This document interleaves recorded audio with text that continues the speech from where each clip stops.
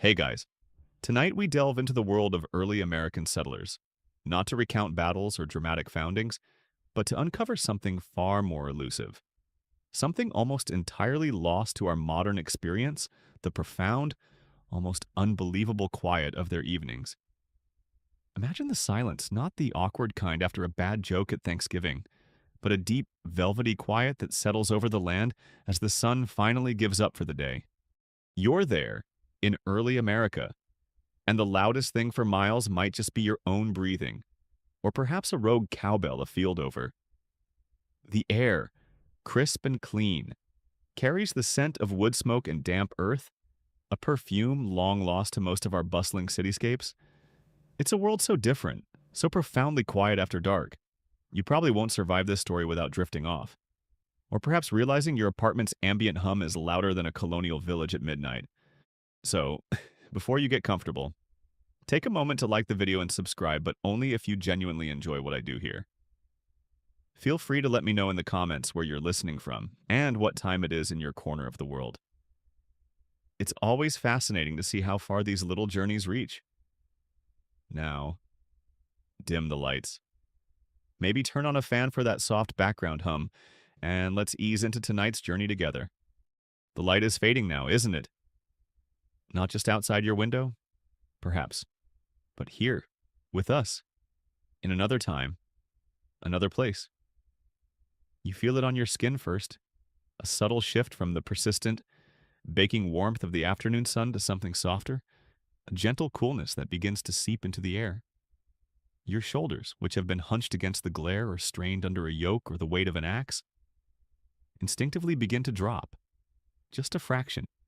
You're standing at the edge of a field, or maybe near a half-built stone wall, or perhaps leading a weary ox back towards the lean-to that serves as a barn. The specific task doesn't much matter. What matters is that it's ending. You straighten up, your back protesting with a series of dull clicks and a deep ache that has become as familiar as the worn wood of your tool handles. You've been at it since the sun, that relentless celestial foreman, first punched in, high and bright, demanding your energy, your sweat, your focus. And let's be honest, your Fitbit, had it existed, would have spontaneously combusted from tracking this level of activity. We're talking survived a small apocalypse kind of steps, not walked to the artisanal coffee shop steps. The concept of the workday being from sunup to sundown was not just a guideline, but a fundamental rhythm of life for well over 90% of the population engaged in agriculture. A truth etched into the tired lines around your eyes and the calluses on your hands. You lift a hand, shielding your eyes not from brightness now, but to better see the spectacle of the sun's retreat. It's a slow, majestic surrender, painting the western sky in hues you rarely have the luxury to simply stop and observe during the frantic pace of daylight. Fiery oranges bleed into soft rose, which in turn melts into deepening violets and indigos at the zenith. There are no buildings to obstruct this view, no power lines to string a discordant note across the panorama.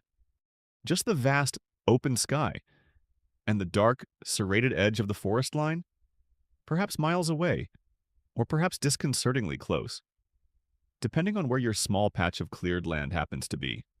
The sounds around you are changing. 2. The rhythmic thud of your hoe breaking stubborn earth, the rasp of a saw through green wood, the sharp crack of a maul splitting logs. These noises, the soundtrack to your long day, are falling silent one by one. You hear the distant, slightly mournful call of a fellow settler, perhaps a child, their voice carrying surprisingly far in the stilling air, calling in the chickens or a stray goat. There's the jingle of a harness as a neighbor unhitches his plow horse, the animal letting out a weary snort of its own. These are sounds of cessation, of winding down. You run a hand over your brow, wiping away a mixture of sweat and grime. The air, which earlier shimmered with heat, now carries a distinct coolness, a promise of the night to come. It smells of turned earth, crushed green things, the faint musky scent of your own labor, and if you're near the homestead, perhaps the first teasing aroma of wood smoke as someone inside begins to build up the evening fire. That smell, more than anything, might be the signal your weary mind truly latches onto. Fire means warmth. Fire means the day is truly done. Fire means a brief respite. Your gaze sweeps across the land you've been toiling on. Perhaps it's a newly cleared field, still studded with stubborn stumps that fought you every inch of the way. Or maybe it's a patch of corn, the stalks now rustling dryly, their bounty mostly gathered. There's a grim satisfaction in it, a primal connection to this earth you're slowly, painstakingly taming. It's a harsh bargain, this life. The land demands everything from you, your strength, your health, sometimes more.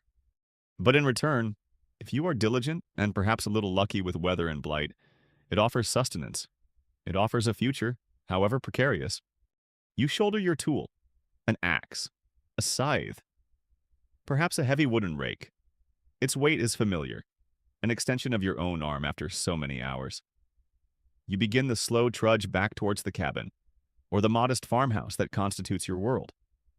Each step is deliberate. There's no energy left for haste. Your boots, caked with mud or dust, make soft thudding sounds on the packed earth of the path. You might pass a child, your own or a neighbor's, scurrying to complete a final chore, their small face serious with responsibility. A nod is exchanged. Words are often sparse at this time of day. Fatigue is a universal language. Some old hands, like your grandfather perhaps, or the grizzled woman who lives at the edge of the settlement and seems to know every plant and every secret of the woods, might glance at the fading light, noting the particular way the reds and oranges bleed into the darkening blue.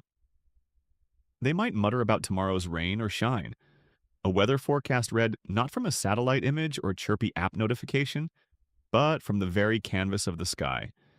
It wasn't always accurate, mind you, this homespun meteorology, but then again, neither is that app on your phone half the time, despite its claims of pinpoint precision.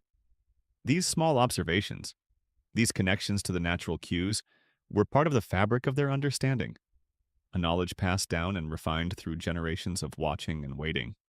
Historians still argue whether the notion of free time as a distinct, leisurely period truly resonated with the early American settler, or if every moment, even in repose, was subconsciously allocated to survival, planning, or piety. Was this quiet hour after the main toil truly off?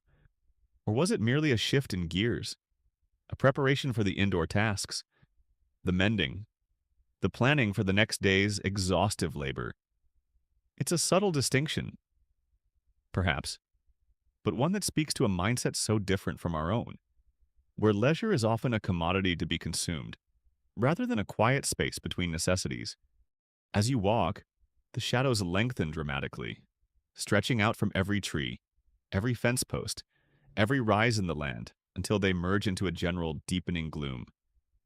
The world loses its sharp edges, its distinct colors, softening into a monochrome palette of gray and black.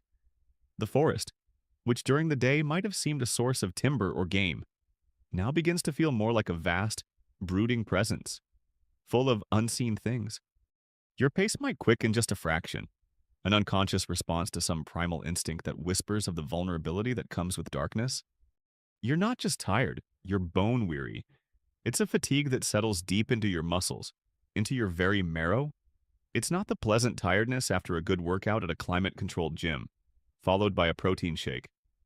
This is the exhaustion of true physical expenditure, of a body pushed to its limits day after day. Your hands might be raw, blistered, or deeply calloused. Your joints might ache with a dull, persistent throb. You dream of the simple act of sitting down, of unlacing your heavy boots, of feeling the tension slowly drain away. The last vestiges of sunlight cling stubbornly to the highest clouds, a final, faint blush against the encroaching night. But it's a losing battle. The darkness is winning, as it always does, and with it, a different kind of world begins to stir. The creatures of the day seek shelter, and the creatures of the night begin to emerge. You might hear the first tentative chirp of a cricket, a sound that will soon swell into a full chorus. Perhaps the distant, mournful hoot of an owl, already on the hunt. These are the sounds that will accompany your surprisingly quiet evening. Reaching your cabin, or your small house, feels like reaching a sanctuary, and it's not grand. Probably just a couple of rooms, built with your own hands or those of your family and neighbors. But it's shelter. It's home. You might lean your tool against the outside wall, the metallic or wooden sound unnaturally loud for a moment. You pause at the threshold, taking one last look at the fading landscape. The air is cool now, carrying the scent of damp earth and the promise of dew. There's a profound sense of an ending. The sun has set. The great shared labor under its gaze is over for another rotation of the earth. It's a small death, in a way, the death of this particular day, with its unique struggles and tiny triumphs. You are a day older, a day more tired, but also a day further into this life you are carving out in a new, often unforgiving world. The quiet that's about to descend is not empty. It's filled with this weariness, this sense of accomplishment, however modest, and the unspoken understanding that tomorrow, it all begins again. As the last sliver of sun vanishes, it's like someone's pulled the cosmic plug. No slow dimming with streetlights and a neighbor's security lamp bright enough to signal distant galaxies. This is proper, old-school darkness, the kind that makes you double-check if you still have a nose, just in case it decided to wander off in the sudden visual void. The day is done. The tools are down. And the great, vast, enveloping quiet of the early American evening is about to begin. You push open the rough-hewn door, its wooden latch stiff under your tired hand, and step from the deepening twilight into the comparative shelter of your home. The air inside is immediately different. It's warmer, for one, holding the day's captured heat and the distinct, radiating presence of the hearth, even if the fire is currently banked low in anticipation of being built up for the evening. And the smell, it's a complex tapestry woven from wood smoke, simmering food, perhaps the faint, lingering scent of herbs hung to dry from the low rafters, and the general earthy aroma of a well-lived-in, dirt-floored or rough-planked cabin. Remember that profound quiet we were just settling into? Well, inside, it's a different kind of quiet, more enclosed, more intimate, punctuated now by the subtle sounds of domesticity. Your eyes take a moment to adjust to the dimmer light. After the vast open canvas of the sunset, the interior feels close, almost like a comforting embrace. Or perhaps, on a gloomier day, a bit like the inside of a pocket, there might be a single tallow candle burning, sputtering valiantly on a small and cluttered table, or perhaps the more frugal choice of a rushlight, its oily flame casting long, dancing shadows that make familiar objects seem strange and animate.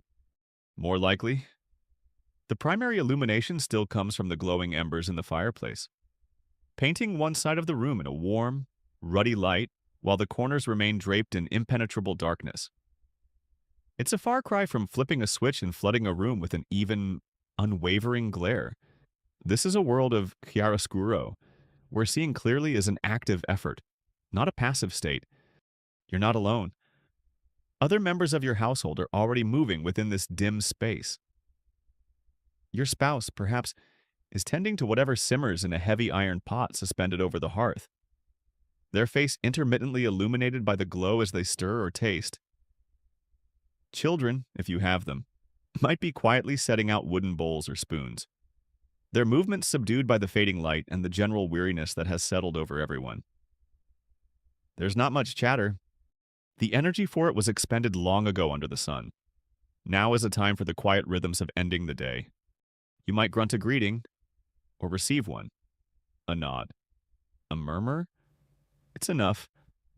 You lean your outdoor tool, if you brought it all the way in, carefully in a designated corner, trying not to clatter it against the packed earth or uneven floorboards.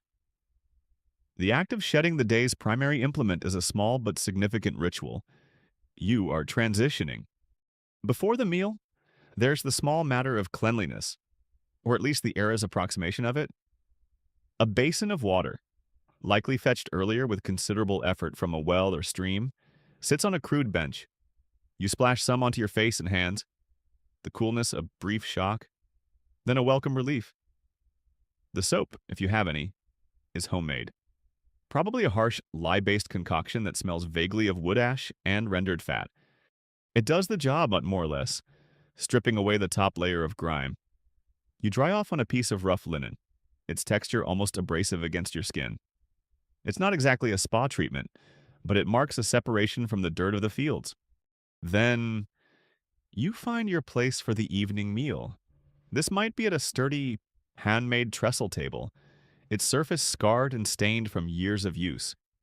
Or if space is tight or furnishings minimal, you might simply gather on low stools or benches drawn close to the hearth, balancing your bowl on your lap. The concept of a formal dining room, with matched chairs and elaborate settings, would be laughable in its alien extravagance. Here, function dictates form, and the primary function is to get food into weary bodies.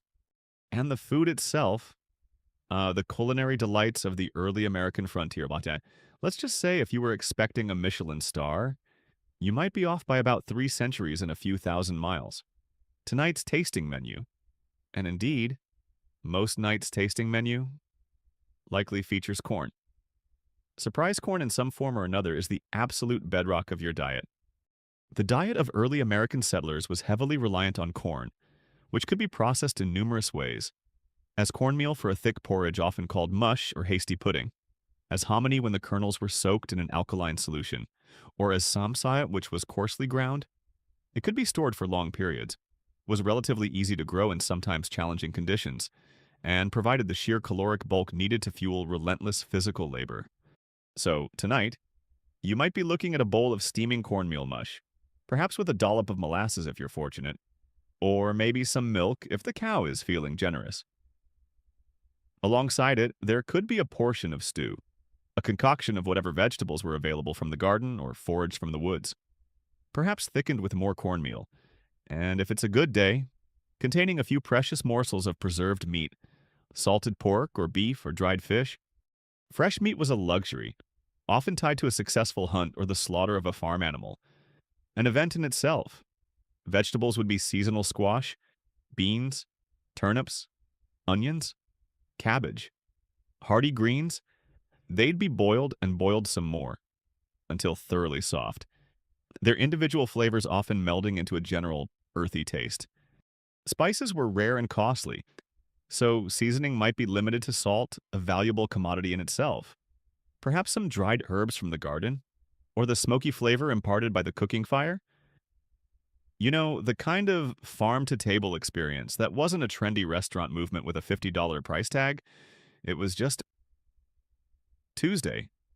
And the table was sometimes a generous term for a sturdy plank balanced on a couple of barrels. The presentation is, shall we say, rustic, no delicate garnishes, no artful drizzles. The food is ladled from the cooking pot directly into your bowl, likely a simple wooden or pewter vessel. You eat with a spoon, also wooden or pewter, or perhaps even just your hands for certain items. Often the plate itself, a thick slice of stale bread called a trencher, would soak up the juices from the stew or the drippings from a piece of meat.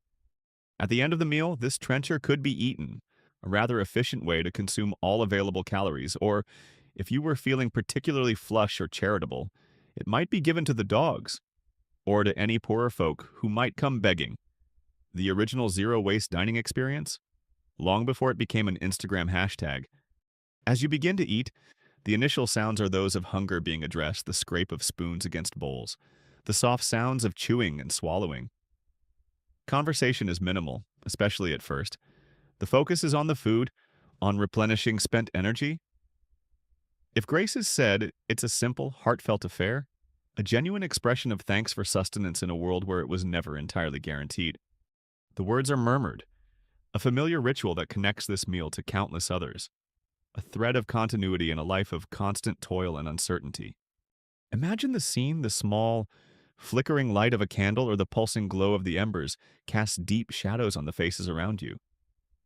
Your family members are visible in glimpses, their features softened by the dimness, their expressions serious and focused. You can see the weariness in their posture, the ingrained grime on their hands. Mirroring your own, there's an intimacy here, born not of witty repartee or shared leisurely pursuits, but of shared hardship, shared reliance, and the simple, profound act of eating together in the quiet of the evening. The dinner conversation isn't exactly buzzing with hot takes on the latest village gossip or deeply philosophical debates that will echo through the ages. It's more of a symphony of focused chewing and the occasional grunt of appreciation, which, to be fair, is sometimes more profound and certainly more honest than a 3-hour podcast on the existential angst of, well, anything, really. The flavors are robust, earthy, sometimes monotonous. If you're used to a modern palate, constantly tantalized by a global smorgasbord of sweet, sour, spicy, umami, you might find this fare bland, but to you, here and now, it is sustenance. It is warmth in your belly. It is the fuel that will allow you to rise before dawn and do it all again. You savor the heat of the stew, the slightly gritty texture of the cornmeal, the saltiness of the preserved meat if it's there. Each mouthful is a small victory against the hunger that is a constant companion. Anthropologists and food historians continue to debate the precise nutritional adequacy of the average settler's diet, particularly during lean winter months or periods of crop failure, and its long-term impact on health and development. While corn provided bulk, a lack of consistent access to varied protein, fresh vegetables year-round, and certain micronutrients could lead to deficiencies. But for now, this meal is what stands between you and utter depletion. You might take a moment to observe the others. A child, perhaps, struggling to keep their eyes open, spooning mush into their mouth with a determined slowness. Your spouse, eating with a quiet efficiency, their mind possibly already on the mending or spinning that awaits after the meal. There's a certain rhythm to it, an unstated understanding. No one complains about the menu, there are no other options. No one picks at their food, every scrap is valuable.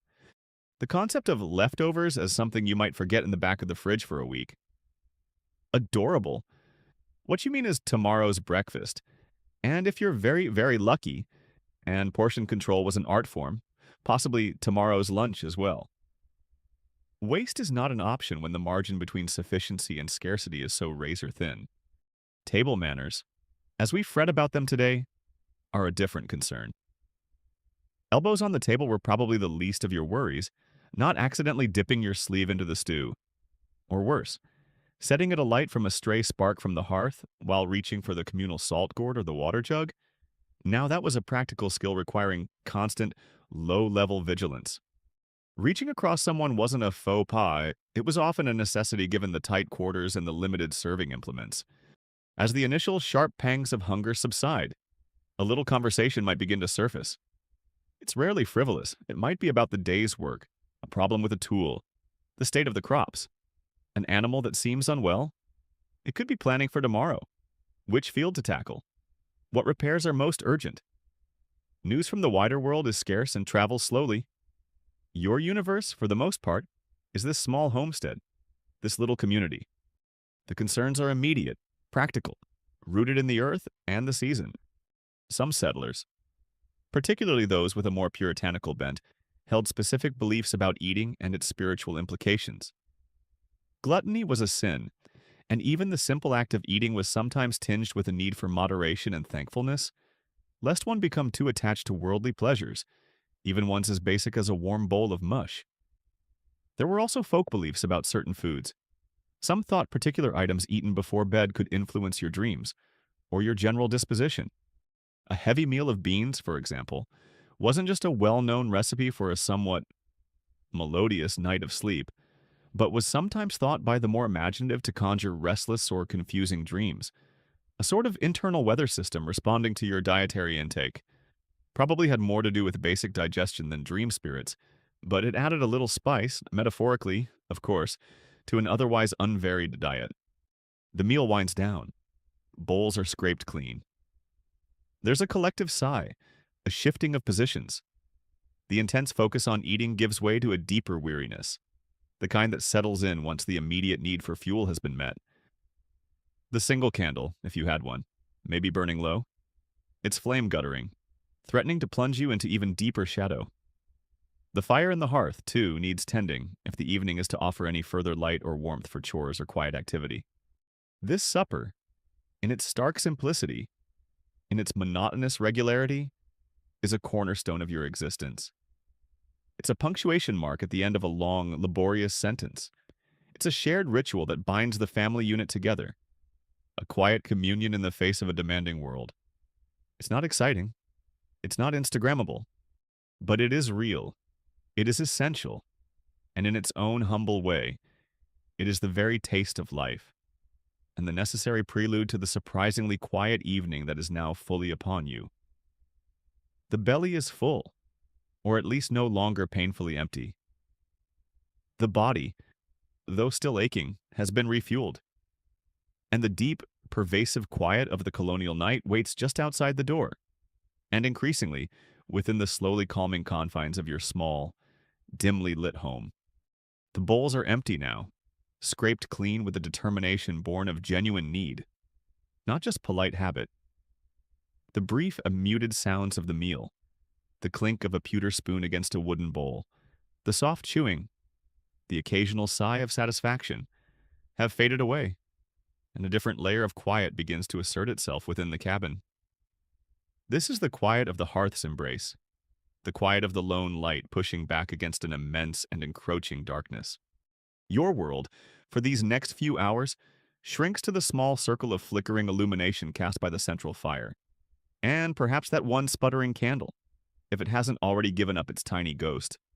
You feel the shift as the focus moves from the immediate, almost primal, satisfaction of hunger to the more subtle atmosphere of the evening.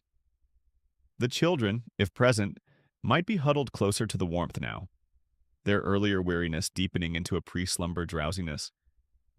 Your spouse might be methodically clearing the remnants of the meal, the movements economical, practiced, making little sound.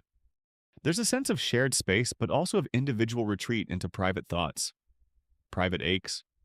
The fireplace is the undeniable heart of this small universe. It's more than just a source of heat and light. It's a living entity in the room. You watch the flames lick and dance around the logs, a constantly changing spectacle of orange, red, and yellow. Sparks occasionally fly upwards, disappearing into the smoky recesses of the chimney like short-lived stars. The wood crackles and pops, a comforting, almost conversational sound in the otherwise profound stillness. This sound is one of the oldest lullabies known to humankind, a direct link to countless generations who have also sat before fires, seeking warmth, safety, and a focal point in the dark. Mainstream historical fact. For early settlers, the hearth was central to life, used for heating, cooking, and as the primary light source after dark, dictating the rhythm of evening activities. Without it, the colonial home after sunset would have been a cold, nearly pitch-black space, severely limiting any kind of productive or social interaction. The light it casts is alive. Unlike the steady, often sterile, illumination of our modern bulbs, it ebbs and flows with the fire's breath. Shadows writhe and retreat in the corners of the room, making familiar objects seem alien, even a little menacing if your imagination is feeling particularly active. A stack of firewood might look like a crouching beast. A coat slung over a peg could be a silent, watching figure. It's a light that encourages introspection, perhaps even a touch of superstition. You find yourself staring into the flames, a practice as old as humanity itself. The patterns are mesmerizing, chaotic yet strangely ordered, and it's easy to let your mind drift, unmoored from the day's pressing concerns. This is not the bright, even light that allows for detailed work across an entire room. Instead, it creates zones, a small, warm, relatively bright area immediately around the hearth, and then a rapid fall-off into deeper and deeper shadow. If tasks are to be done, they must be brought into this precious circle. Anyone sitting further away is little more than a silhouette, a vaguely human shape in the gloom. This quality of light dictates the social geography of the evening. Intimacy is almost a necessity. As people draw closer to the shared source of comfort and visibility, you might shift your low stool or bench a little closer to the embers, feeling the radiant warmth on your face and hands. The chill of the evening, which began to creep in as the sun went down, is kept at bay here, in this bubble of firelight. The rest of the cabin, beyond this immediate embrace, remains cool, perhaps even drafty. You can feel the temperature differential distinctly. One side of you pleasantly warm, the other sensing the cooler air of the unlit spaces. It's a constant reminder of the night outside, the vast cold wilderness that surrounds your small haven. The smell of wood smoke is pervasive, comforting. It clings to your clothes, your hair, the very walls of the cabin. It's a clean, sharp scent, mixed with the fainter aroma of whatever was cooked for supper. For us today, the smell of a wood fire is often a novelty, a nostalgic treat. For you, it's simply the smell of home, the smell of survival, the constant olfactory backdrop to your life. You barely notice it consciously, yet its absence would feel deeply wrong, unsettling. Consider the alternatives for light that single tallow candle, perhaps made from rendered animal fat by someone in the household. Its light is feeble compared to the fire, a small, brave pinpoint in the darkness. It smells faintly of burnt fat, a less romantic aroma than the wood smoke. To read by it, or to sew, would require holding your work very close, straining your eyes, and candles were not to be wasted. Tallow was a valuable resource. Each inch of light it provided was an inch earned through labor, butchering, rendering, dipping. Quirky tidbit. Some very early or impoverished settlers might have used slut lamps, a very basic form of grease lamp using a dish of fat with a rag for a wick, which produced a smoky, smelly, and very dim light, making our complaints about a flickering fluorescent tube seem rather quaint. The name itself is a rather unflattering historical term, reflecting their crude nature. Historians still argue whether the constant, flickering dimness of evening life contributed to a heightened sense of imagination, or, conversely, a more pragmatic, no-nonsense approach to the unseen.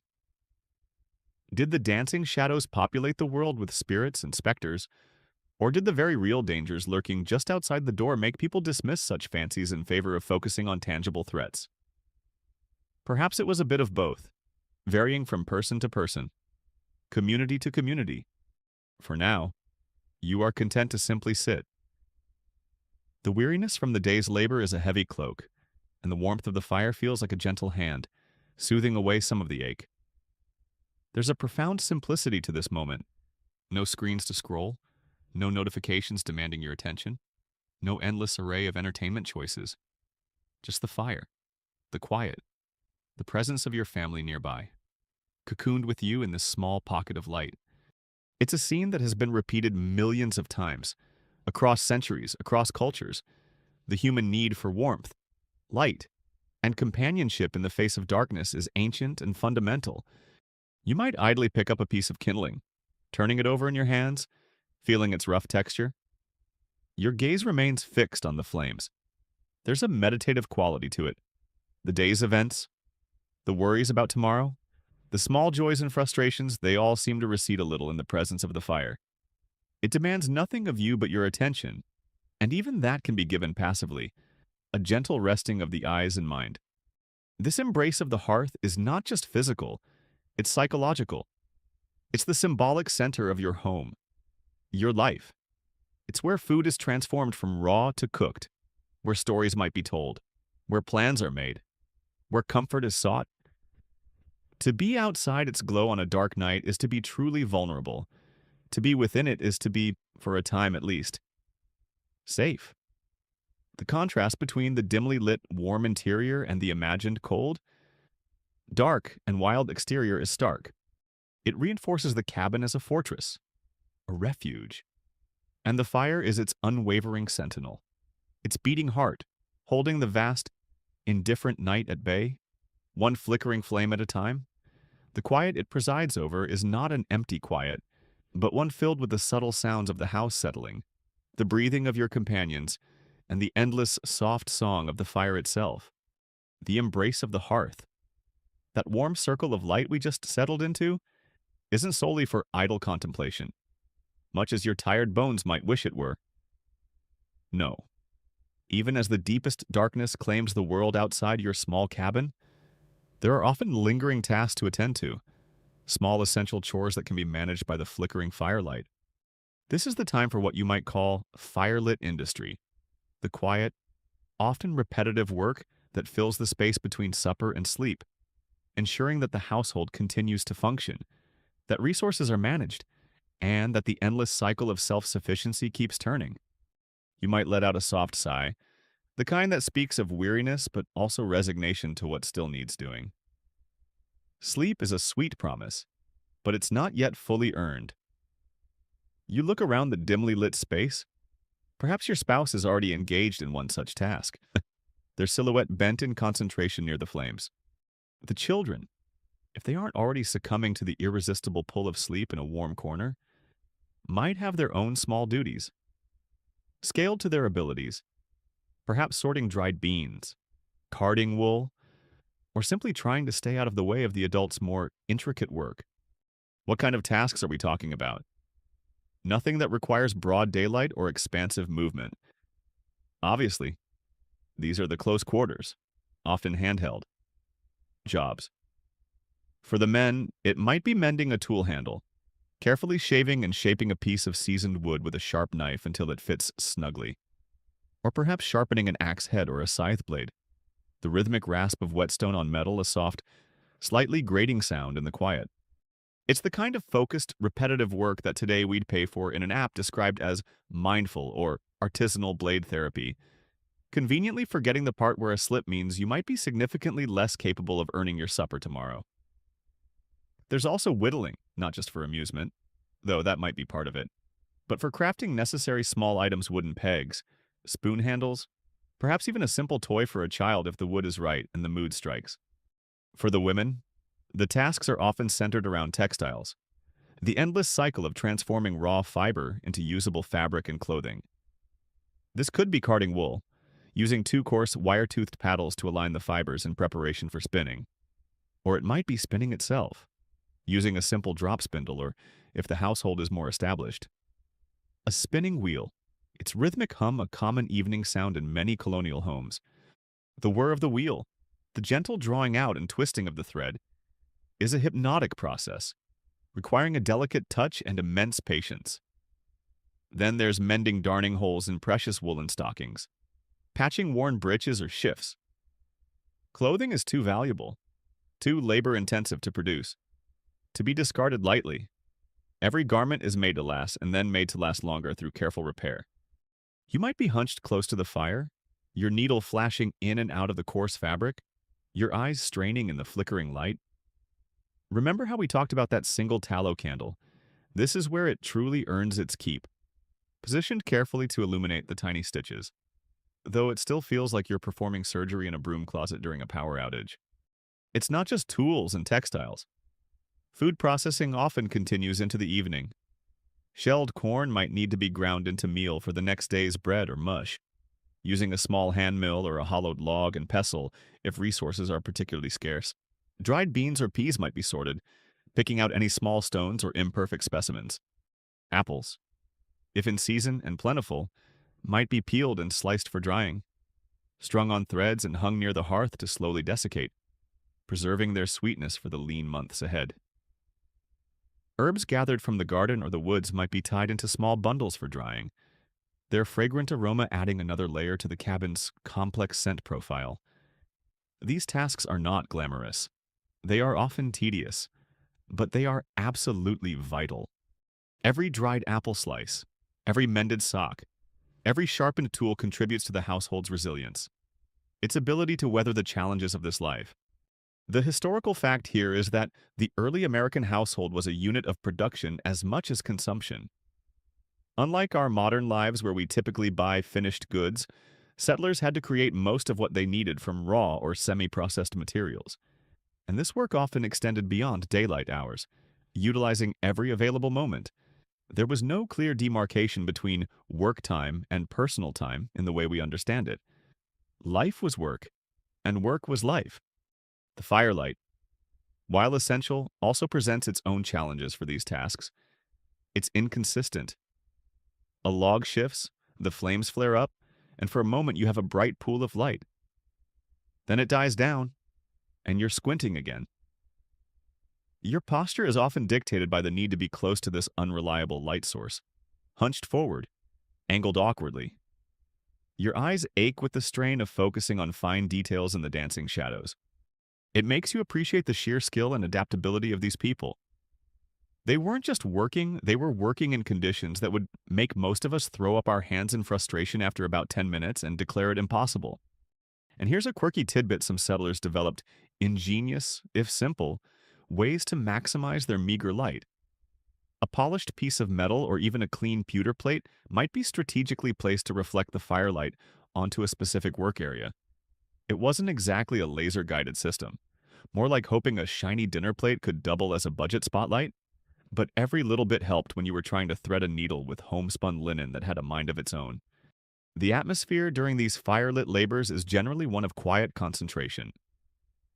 Conversation, if it occurs, is usually sporadic and directly related to the task at hand. Could you pass the awl or hold this thread taut for a moment?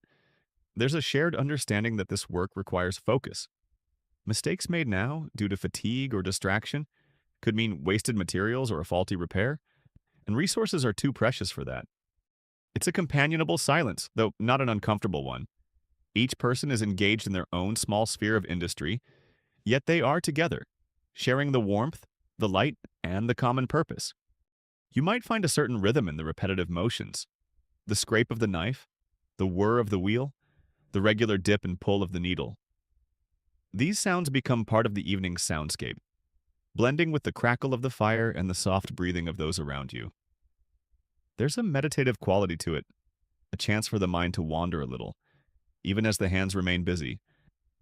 Perhaps you reflect on the day past, or mentally prepare for the day to come. Or maybe you just focus on the task itself, finding a quiet satisfaction in the slow, steady progress. Historians and archaeologists sometimes examine the wear patterns on tools and household items from this period, and from them, they try to deduce the nature and extent of these evening labors. The way a knife blade is worn down, the smoothness of a wooden shuttle, the subtle grooves on a spinning wheel, these all tell a silent story of countless hours spent in firelit industry. It's a testament to the perseverance and resourcefulness of people who had to make do, make new, and make last with very little. As the hour grows later, even these quiet tasks begin to wind down. The pile of mending shrinks. The tool handle takes its final shape. The last of the apples are strung. Yawns become more frequent, more audible. The children, if they've managed to stay awake this long, are likely leaning heavily against a parent, their eyes half closed. The fire itself may be burning lower, the logs turning to glowing embers that pulse with a deep, hypnotic light. The call of sleep, deferred for a while and becomes more insistent. But for these few hours, the flickering light of the hearth has been a small beacon of productivity, a testament to the human spirit's refusal to be entirely defeated by darkness and fatigue. These small, seemingly insignificant chores, performed in the quiet glow of the fire, are the threads that stitch together the fabric of daily life, ensuring that when the sun rises again, the household is as prepared as it can be for whatever the new day may bring. The tools of those lingering, firelit tasks are now mostly set aside. The rhythmic hum of the spinning wheel, if it was turning, has ceased. The soft rasp of the whetstone on metal is silent. A different kind of quiet settles into the cabin, a quiet that allows for and almost invites a softer human sound muted musings, the gentle cadence of soft-spoken evenings. With the day's demanding physical labor and the subsequent indoor chores largely concluded, a space opens up, a brief interlude before the final surrender to sleep. And into this space, if energy and inclination allow, might drift the low murmur of conversation, the shared breath of storytelling, or simply the profound hush of individual, quiet contemplation. You lean back a little, perhaps on your simple stool, or if you're fortunate enough to possess such a luxury, against the rough-hewn wall of the cabin, the warmth of the nearby fire still a comfort, the intense focus required for mending by dim light, or shaping wood with a keen blade, begins to ease. Your shoulders might relax another fraction of an inch. The children, if they're not already lost to dreams, are likely curled up like puppies, perhaps listening with heavy eyelids to the adult voices, or simply absorbing the peaceful atmosphere. This isn't the time for boisterous laughter or loud debate. The pervading weariness acts as a natural volume control. Voices are kept low, partly out of consideration for those already drifting off, partly because the dim, intimate setting doesn't encourage shouting. It's a time for the kind of talk that doesn't need to fight for attention, the kind that can meander and pause, punctuated by comfortable silences. Think of it as the original lo-fi. Chill beats to relax, study to, Only the beats are the crackling fire and the occasional sigh? What are these muted musings about? They are as varied as the people themselves, yet often constrained by the realities of their existence. It might be a gentle recounting of a small incident from the day, an observation made in the fields, a near mishap with an animal, a comment on the changing weather. The old sow seemed a bit off her feed today. You might murmur, more to yourself than anyone in particular, yet knowing your spouse will hear and register the concern. I might come the soft reply, I'll look her over proper in the morning light. No panic, no extended discussion, just a shared note of pragmatic awareness. Sometimes, it's planning, but of a softer kind than the urgent strategizing that might happen at other times. Not we must clear the North Acre tomorrow or we'll lose the season, but a more reflective. If the weather holds, I was thinking we might try fishing the creek later in the week. The water seems right for it. It's thinking aloud, sharing possibilities in a low-stakes way. This gentle back and forth, these quiet exchanges of practical information and minor worries, are like the careful weaving of threads, strengthening the bonds of the family unit, ensuring everyone is more or less on the same page, rowing the same very tired boat. Storytelling is another way this quiet evening space might be filled. In a world without endless digital entertainment, without even readily available books for most, the spoken word holds immense power. It's how history is passed down, how lessons are taught, how entertainment is found. A parent or grandparent might begin a familiar tale, perhaps a Bible story, recounted from memory with the moral suitably emphasized for any young, impressionable ears still tuned in. Or it could be a folk tale, brought over from the old country, full of cunning peasants, talking animals, and dimly remembered magic. The mainstream historical fact here is that oral tradition was incredibly important in early American society, serving as a primary means of education, cultural transmission, and entertainment, especially in communities with limited literacy and access to printed materials. The ability to tell a good story, or to recite scripture or poetry from memory, was a valued skill.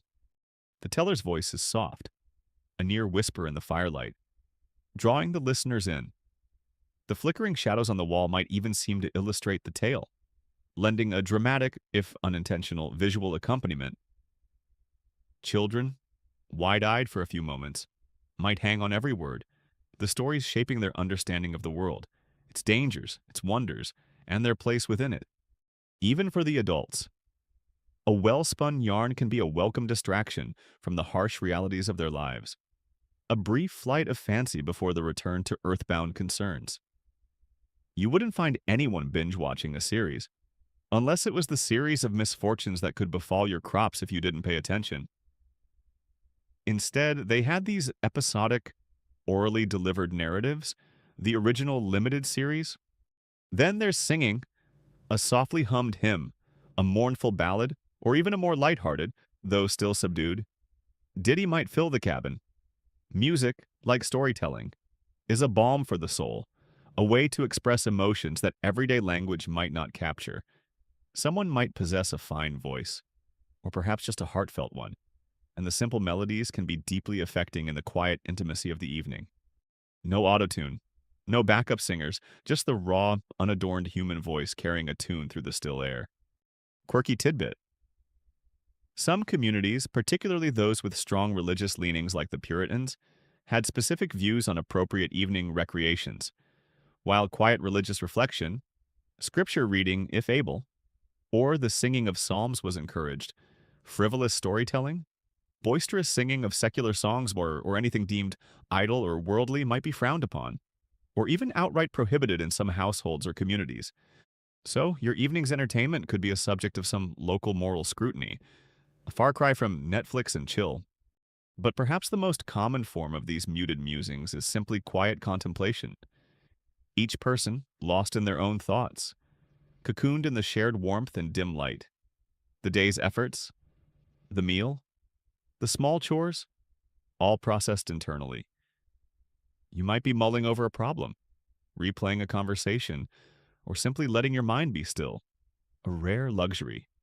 In the profound quiet, undisturbed by the constant barrage of external stimuli that defines our modern lives, the mind has a chance to settle, to find its own level.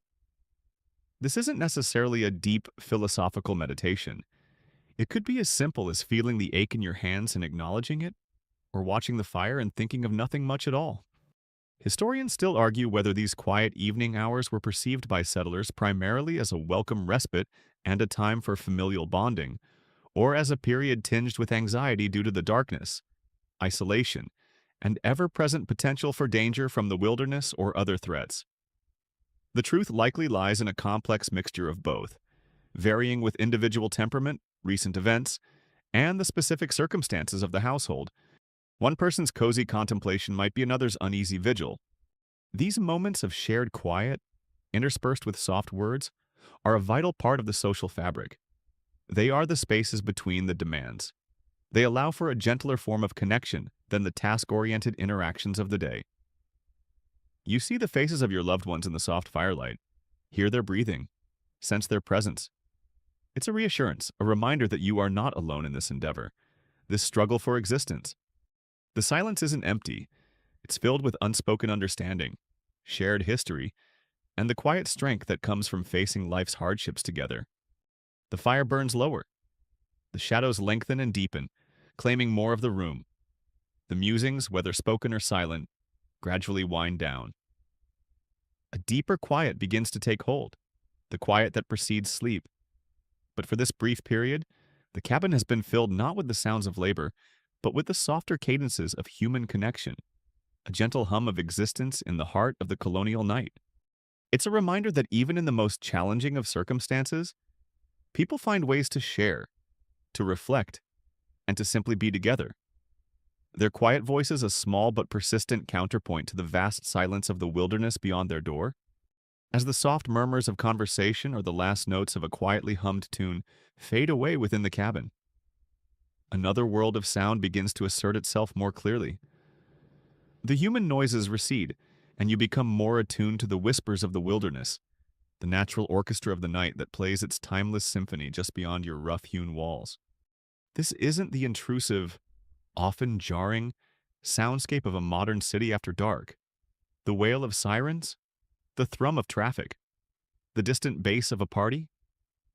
No, this is something far more ancient, more elemental, the voice of the untamed land itself. You might find yourself pausing, head tilted slightly, listening, with the fire burning lower and the cabin settling into a deeper stillness. Your ears, sharpened by the lack of constant background noise we modern folk take for granted, can pick up a surprising range of sounds from the outside world. Remember that door you pushed open earlier, the one that led from the fading daylight into the cabin's embrace now? Imagine it as a thin membrane, barely separating your small, warm, human space from the vast, cool, and very much alive wilderness that surrounds your fledgling settlement. The first and most pervasive sound, especially in the warmer months, is likely the chorus of insects. Crickets and katydids create a relentless, high-pitched, shimmering wall of sound, a sound so constant it almost becomes a form of silence itself. It's the auditory equivalent of a star-filled night sky, countless tiny points of sound creating a vast, textured whole. If you were to step outside, the intensity of this insectile choir might be almost overwhelming, a vibrant, pulsating energy that seems to make the very air thrum. From inside, it's a more muted, but still omnipresent, backdrop to the night. It's so ubiquitous, you probably only consciously notice it when it occasionally and inexplicably dips in volume, creating a sudden, startling pocket of near silence before swelling again. Then there are the amphibians. If there's a pond, a creek, or even just a damp patch of ground nearby, the night will be punctuated by the croaking, peeping, and trilling of frogs and toads. Each species has its own distinct call, from the deep, sonorous jugger-rum of the bullfrog to the high-pitched, almost bird-like peep of the spring peeper. Their chorus can be surprisingly loud and complex, a multi-layered symphony of amphibious declarations of territory and intent. You might even be able to identify specific types of frogs by their calls, a form of local knowledge that's both practical. Some believe frog behavior can predict weather and simply part of being attuned to your environment. This natural soundtrack is so different from the curated playlist or algorithm-driven recommendations we rely on. This is nature's own trending chart, live and unedited. Further afield, or sometimes alarmingly close, are the sounds of mammals. The rustling in the undergrowth just beyond the cabin walls could be anything from a small field mouse to something considerably larger and more concerning, like a deer foraging, or perhaps a raccoon, its masked face and nimble paws investigating the perimeter of your homestead for any carelessly discarded scraps. Raccoons, then as now, were the original midnight snack bandits, operating with a level of cunning that could be both amusing and intensely frustrating. And then there are the predators. The distant, mournful howl of a wolf, or a pack of wolves, is a sound that can send a shiver down your spine, even when you're tucked safely inside by the fire. It's a sound that speaks of wildness, of hunger, of a world that operates by very different rules than your own. The howl carries for miles on the still night air, a reminder that your small clearing of civilization is just an island in a vast, untamed ocean of forest. Though wolf attacks on humans were rare, the threat to livestock, a precious commodity, was very real. That sound isn't just background noise, it's a potential economic disaster serenade. Similarly, the scream of a panther, or mountain lion, often described as sounding like a woman in distress, is an unnerving, chilling cry that could easily fuel nightmares. The historical fact is that early American settlements were often in close proximity to significant predator populations, including wolves, bears, and cougars, and protecting livestock and sometimes themselves was a constant concern. The sounds aren't always threatening. Of course, the gentle hooting of an owl, perhaps a great horned owl with its deep, resonant hoo hoo hoo hoo hoo, or the more tremulous whinny of a screech owl, can be a rather companionable sound, a soft punctuation mark in the darkness. Owls were often seen as wise, or sometimes as harbingers, their calls interpreted in various ways by folklore. A quirky tidbit. Some old folk beliefs held that an owl hooting persistently near a house could foretell a death in the family or some other significant event. So, while the sound might be soothing to some, to others, it could be a cause for a little shiver of unease. Depending on how superstitious you were feeling that night, a kind of feathered nocturnal fortune cookie, but with slightly more ominous potential fillings, the wind itself plays a significant role in this natural orchestra. On a still night, the silence between animal calls can be profound. But if a breeze picks up, you'll hear it sighing and whispering through the leaves of the nearby trees. A sound that can range from a gentle rustle to a mournful moan. Depending on the wind's strength and the type of trees, if your cabin is situated near pine trees, the wind might create a softer, shushing sound, almost like the ocean. The wind can also carry other sounds from further away. The bark of a distant dog, the faint sound of an axe if someone is out late for some reason, unlikely, but possible, or even the rumble of distant thunder, heralding an approaching storm. You might also hear the subtle sounds of your own dwelling interacting with the night. The creak of timber as the cabin settles or responds to changes in temperature.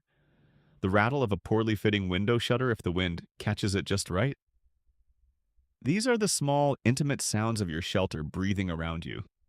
Historians and ecologists often discuss the concept of soundscapes and how dramatically they have changed with human development. The natural soundscape of early America would have been vastly different from what most of us experience today, richer in natural sounds, and largely free of human-generated noise pollution. What the settlers experienced was a clarity and diversity of natural sounds that is now rare.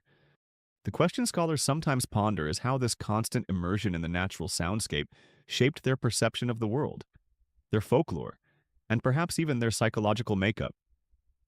Did the howl of the wolf make them feel more vulnerable, or more resilient in their small bastions of safety? Listening to these sounds from the perceived safety of your cabin can be a strange mix of comforting and unsettling. The walls, however thin, provide a barrier. The fire, however low, provides a focal point of human control. Yet, the knowledge that this vibrant, often unseen world is teeming with life just outside is always there. It's a reminder of your place in a much larger, wilder system. It makes the quiet inside your cabin seem even more precious. A small pocket of human peace carved out of the vast, indifferent wilderness. Sometimes, a particular sound might cause you to tense for a moment.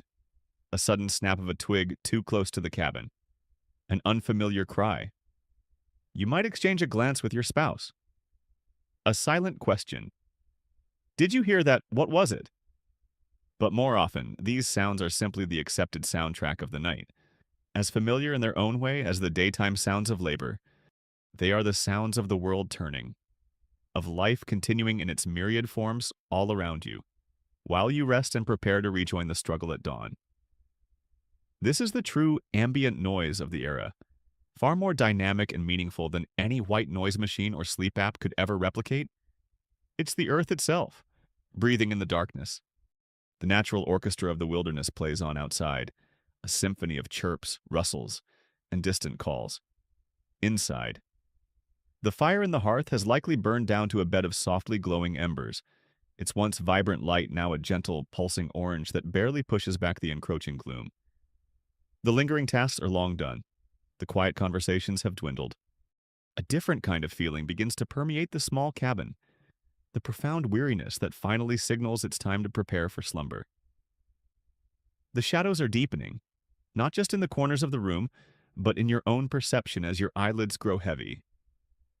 You begin the simple, almost ritualistic routines of preparing for bed in a world where sleep is not just a welcome respite, but a vital necessity, closely dictated by the sun's ancient rhythms. There's no elaborate bedtime routine here, no 10-step skincare regimen or choosing the perfect silk pajamas. Practicality and exhaustion govern these final moments of wakefulness. The first, and perhaps most significant, act is ensuring the fire is safe for the night. This is crucial. A stray spark from an untended fire could mean disaster for a wooden cabin and its inhabitants. So, you or your spouse will carefully bank the embers, covering them with ash to keep them alive but contained, ready to be coaxed back to life in the cold morning. This act of raking the coals or smoring the fire is a skill in itself, ensuring that the precious fire, the heart of the home, doesn't die out completely overnight, saving the considerable effort of restarting it from scratch with flint and steel or a fire drill.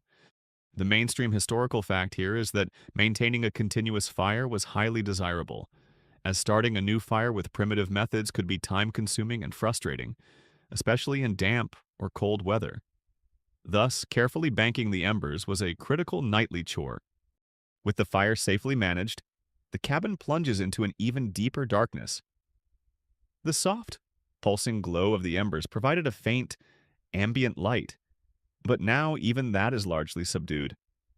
If a candle was burning, it's likely been extinguished to conserve it, its last wisp of smoke curling into the gloom. Now, you are truly reliant on your memory of the cabin's layout, or perhaps the faintest glimmer of moonlight or starlight filtering through a small, unglazed window opening or cracks in the wall. You move slowly, cautiously. Tripping over a misplaced stool or a sleeping child is an experience best avoided when you're already half asleep yourself. Undressing for bed is also a simple affair. You likely sleep in your chemise or shift, the basic linen undergarment worn by both men and women during the day. Outer layers, the heavy woolen breeches, waistcoat, gown, or apron, are removed and perhaps folded or hung on a wooden peg on the wall. There's no dedicated nightwear in the way we think of it for many ordinary settlers. The clothes you wore next to your skin during the day often served the same purpose at night, perhaps with an extra blanket for warmth. Think of it as the ultimate minimalist wardrobe. Your day shift is your night shift. Literally. It's efficient, if not exactly the height of boudoir fashion. A brief, final trip outside might be necessary for some. A visit to the privy if the household is so equipped, or simply to a designated spot a little distance from the cabin if it's not. Stepping out into the full, uninterrupted darkness, even for a moment, can be an experience in itself. The air is cooler, perhaps damp with dew. The chorus of night sounds, those crickets, those frogs, those distant howls we spoke of, swells to its full intensity. The stars, if the sky is clear, will be astonishingly bright, a canopy of diamonds scattered across black velvet. A sight we'll explore more later. But this trip is usually brief, functional, and you're quick to return to the perceived safety of the cabin's four walls. Back inside, you make your way to your sleeping place. for many. This is not a private bedroom with a plush mattress. The bed might be a simple straw-filled pallet on the floor, or a rough-hewn bedstead strung with ropes to support a mattress stuffed with straw, corn husks, or feathers if you're particularly fortunate. In smaller cabins, the entire family might sleep in one room, perhaps with parents in the main bed and children on smaller pallets nearby, or even sharing the same bed for warmth. Privacy, as we understand it, is a luxury few can afford. Historians still argue about the psychological effects of such communal sleeping arrangements on family dynamics and individual identity in the colonial period. Did it foster a greater sense of closeness and security? Or did the lack of personal space lead to other unrecorded tensions? You lie down, pulling a coarse woolen blanket or a heavy quilt over yourself. The bedding might feel scratchy against your skin, and the mattress lumpy, but the sheer exhaustion of your body often overrides such minor discomforts. The coolness of the sheets, if you have them, rather than just sleeping directly on the mattress ticking, is initially a shock, then a gradual comfort as your body heat begins to warm your small cocoon. A quirky tidbit related to bedding bedbugs and other biting insects were a common nuisance. Settlers sometimes used strong-smelling herbs like tansy or wormwood, tucked into the bedding or hung nearby, in an attempt to repel these unwelcome nocturnal visitors. Whether these herbal remedies were truly effective is debatable, but it shows a constant battle for basic comfort. Imagine trying to get a good night's sleep while also being a 24/7 buffet for tiny vampires. Sleep wasn't just rest, it was often an ongoing skirmish. A final prayer might be murmured, a quiet commending of your soul to God's keeping through the dark hours. For many settlers, particularly those of strong Puritan or other religious faith, this was an essential part of the transition to sleep, a moment of spiritual closure to the day and a plea for protection through the vulnerable night. Then, you close your eyes. The sounds of the cabin are minimal now.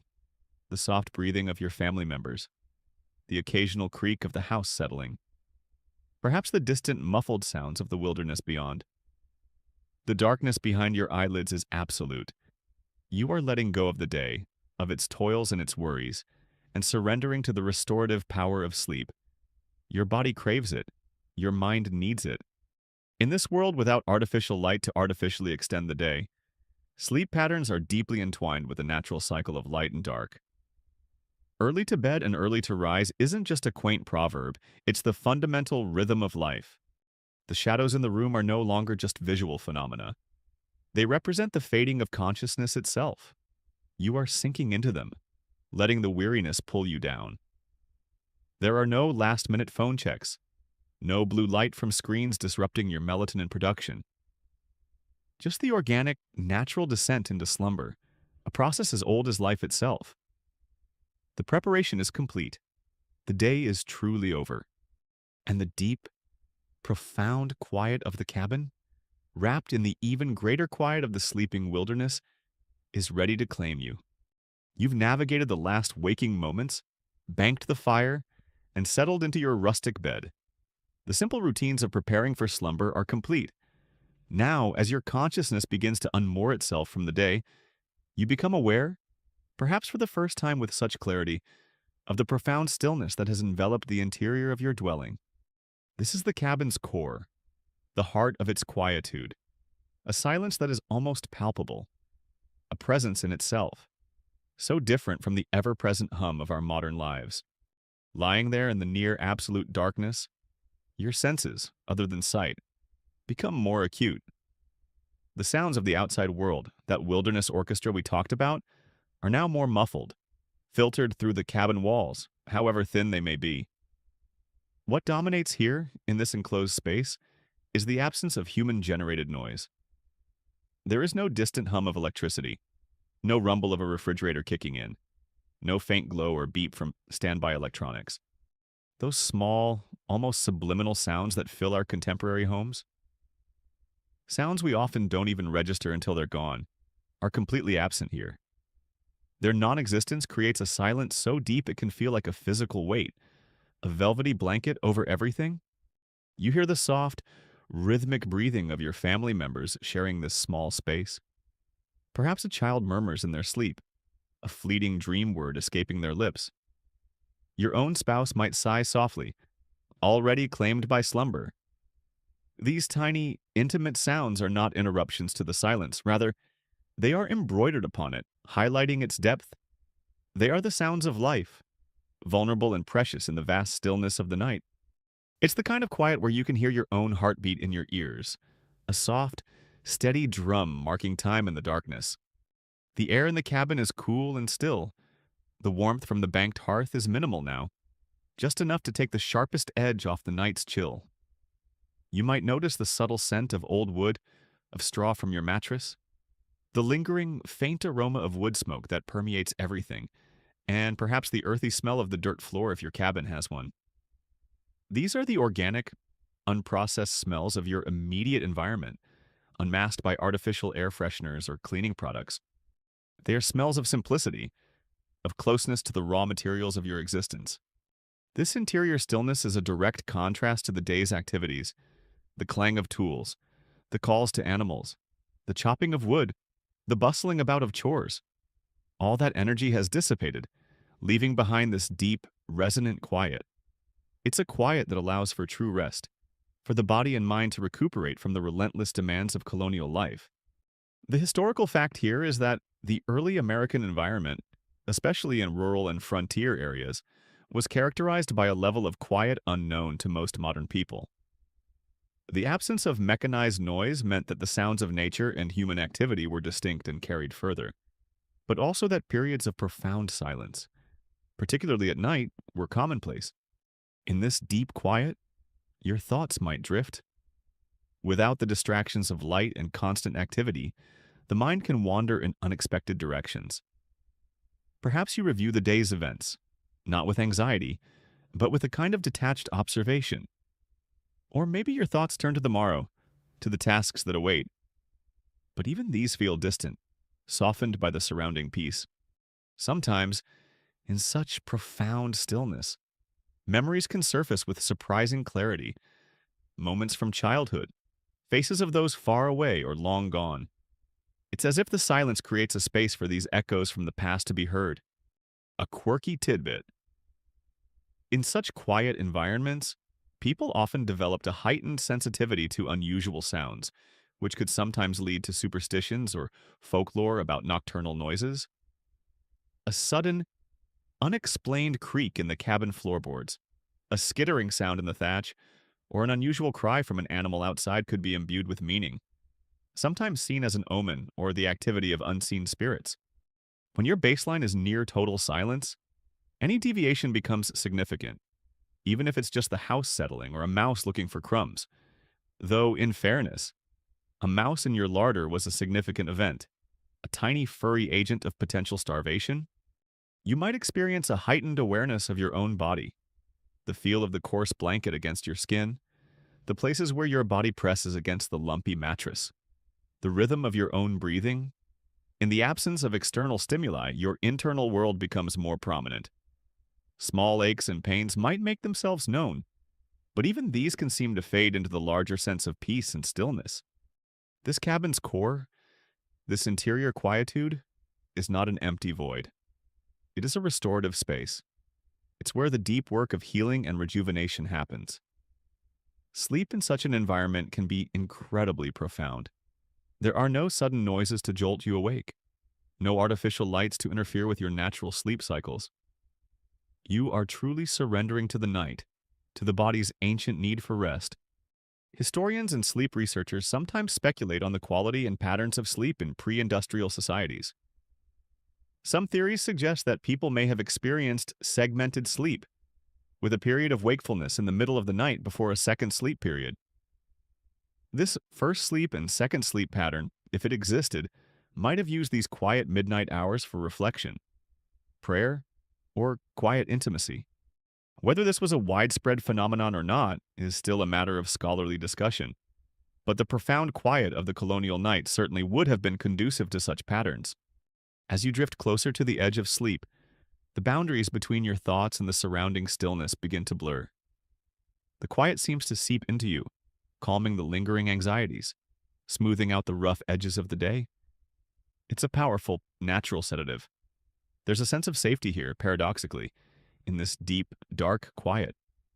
You are enclosed, sheltered, part of a small sleeping unit. The dangers of the wilderness are outside. Inside, for now, there is peace. This is the gift of the colonial night, a gift born of necessity and a lack of modern conveniences. It's a silence that allows the soul to breathe, the mind to rest, and the body to heal. It's a silence that we, in our brightly lit, constantly humming world, can scarcely imagine. But here, in the heart of your simple cabin, it is as real and as present as the rough walls around you and the straw beneath your head. And as you finally slip into the depths of sleep, this profound stillness is the last thing you experience, a gentle companion on your journey into dreams. The profound stillness of the cabin has wrapped around you, a comforting blanket of silence in the deep night. For most inhabitants of this early American world, the journey into sleep is direct, an uncomplicated surrender to exhaustion in the enveloping darkness. But for a select few, for those who possess the precious skill of literacy and can afford the small but significant luxury of extra light, another, more private world might briefly open up the world of precious print, enjoyed in the brief, intimate companionship of a flickering candle. Imagine, if you will, that not everyone in the cabin succumbs immediately to sleep. Perhaps one figure, after the others have settled, carefully, almost stealthily, rekindles a single tallow candle or a carefully trimmed oil lamp. The act itself is one of quiet deliberation, the flint and steel striking a spark, the tiny flame carefully nurtured on a bit of tinder, then transferred to the wick. It's a small ritual against the overwhelming darkness. This tiny, personal sun is not for communal warmth or general illumination, but for a solitary pursuit. It's like firing up a very old, very analog Kindle, requiring actual fire and the risk of setting your bed curtains ablaze if you nod it off. The person, perhaps it's you, perhaps it's your spouse, or an older child with a scholarly bent, shields the flame carefully, creating a small, concentrated pool of light, just enough to illuminate the pages of a book. And what books might these be? Don't envision a vast personal library. Books are rare. Precious commodities in colonial America, they are expensive, often imported, and not widely available. For many households, the only book might be the family Bible, a large, sturdy volume, its pages well thumbed, its stories deeply familiar. Reading from the Bible by candlelight, perhaps a chapter a night, is a common practice, a way to connect with faith, find moral guidance, and reinforce literacy. Beyond the Bible, the selection is limited.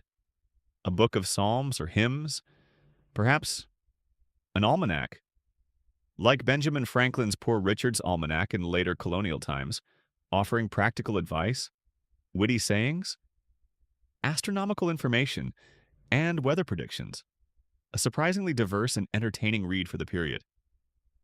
These almanacs were incredibly popular, second only to the Bible in readership.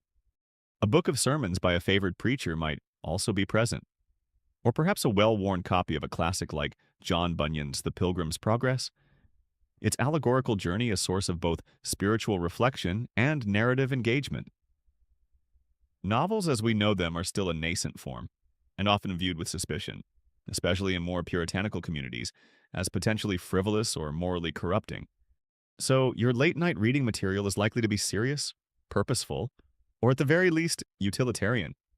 The act of reading in these conditions is a challenge. The candlelight is meager, flickering with every draft. The print in these old books is often small, dense, and sometimes inconsistent.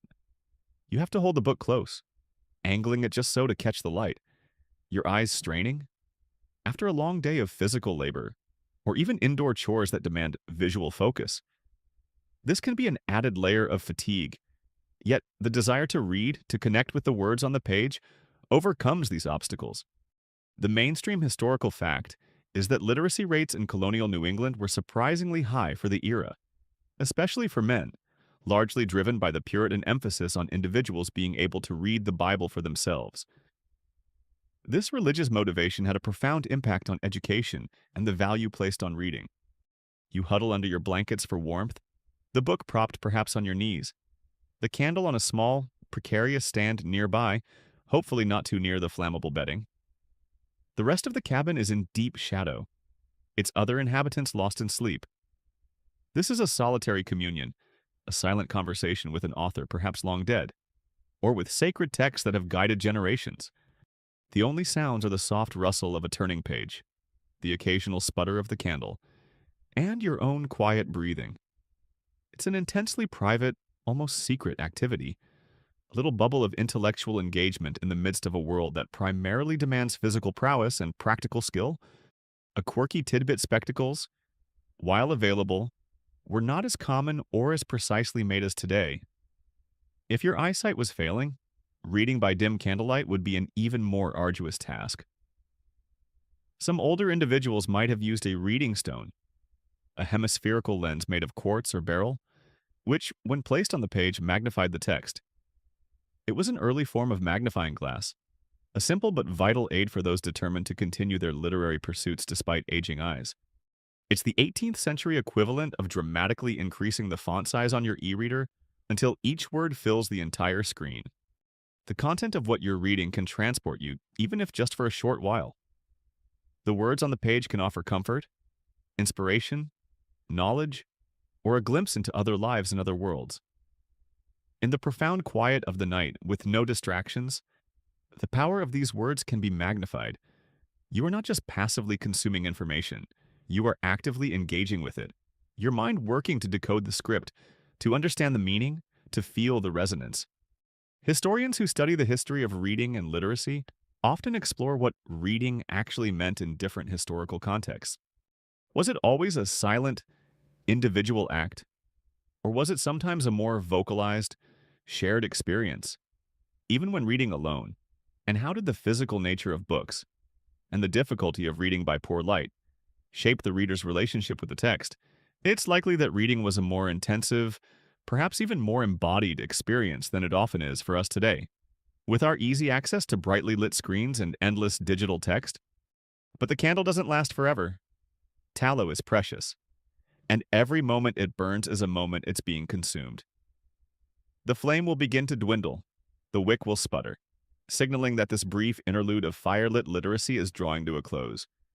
There's a reluctance to let it go. This connection to a wider world of ideas and stories, but practicality must win out.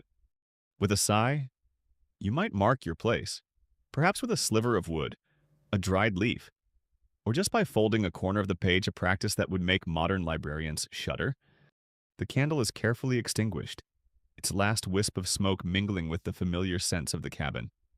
The tiny pool of light vanishes, and the absolute darkness of the room reasserts itself. Your eyes, accustomed to the small glow, take a moment to readjust to the blackness. The book is placed carefully aside, a treasured object. Now, you too settle down for sleep, your mind perhaps still echoing with the words you've just read. This brief journey into the world of print, this precious half-hour stolen from the night, is a small act of personal enrichment, a quiet rebellion against the purely physical demands of your existence. It's a reminder that even in the harshest, most practical of worlds, the human need for knowledge, for story, for connection beyond the immediate, finds a way to endure, even if only by the flickering, ephemeral light of a single, precious candle. And as you drift off, the stories or verses might even weave their way into your dreams, adding another layer to the rich, unseen life of the colonial night. The last candle has been snuffed out, its faint, smoky signature dissolving into the cool, still air of your cabin. Within these four walls, a profound quiet reigns, punctuated only by the soft breaths of your sleeping family. But this intimate stillness is not an isolated phenomenon. As you lie there, drifting on the edge of consciousness, you can almost sense a larger quietude, a collective hush that has fallen over the entire settlement. The village, the scattered homesteads that make up your small corner of the early American landscape. This is the shared silence, the community at rest, a time of collective vulnerability, but also perhaps a unique form of communal peace. Imagine your cabin not as a solitary outpost, though, for some. It might be very nearly that, but as one of many small, flickering points of life that have now, one by one, surrendered to the night. From a bird's eye view, if such a perspective were possible, the landscape would be a vast swathe of darkness. The dense black velvet of forests and fields with only the faintest, almost invisible like smudges of human habitation. Earlier in the evening, a few scattered pinpricks of light from hearth fires or the occasional candle might have been visible. Now, even those are largely gone. The entire community, whether it's a cluster of a dozen homes or a more dispersed collection of farms, is wrapped in the same deep slumber. This shared silence is a powerful thing. During the day, the settlement hums with activity, the sounds of farming, of craftsmanship, of children playing, of neighbors calling out greetings or exchanging news. It's a tapestry of human industry and social interaction. But at night, all of that ceases. The tools are silent, the voices are stilled, the roads and paths are empty. The only sounds that might drift between homesteads are those of the wilderness itself. The hoot of an owl, the distant bark of a fox, the ever-present chorus of insects, sounds that belong not to any one household, but to the land itself.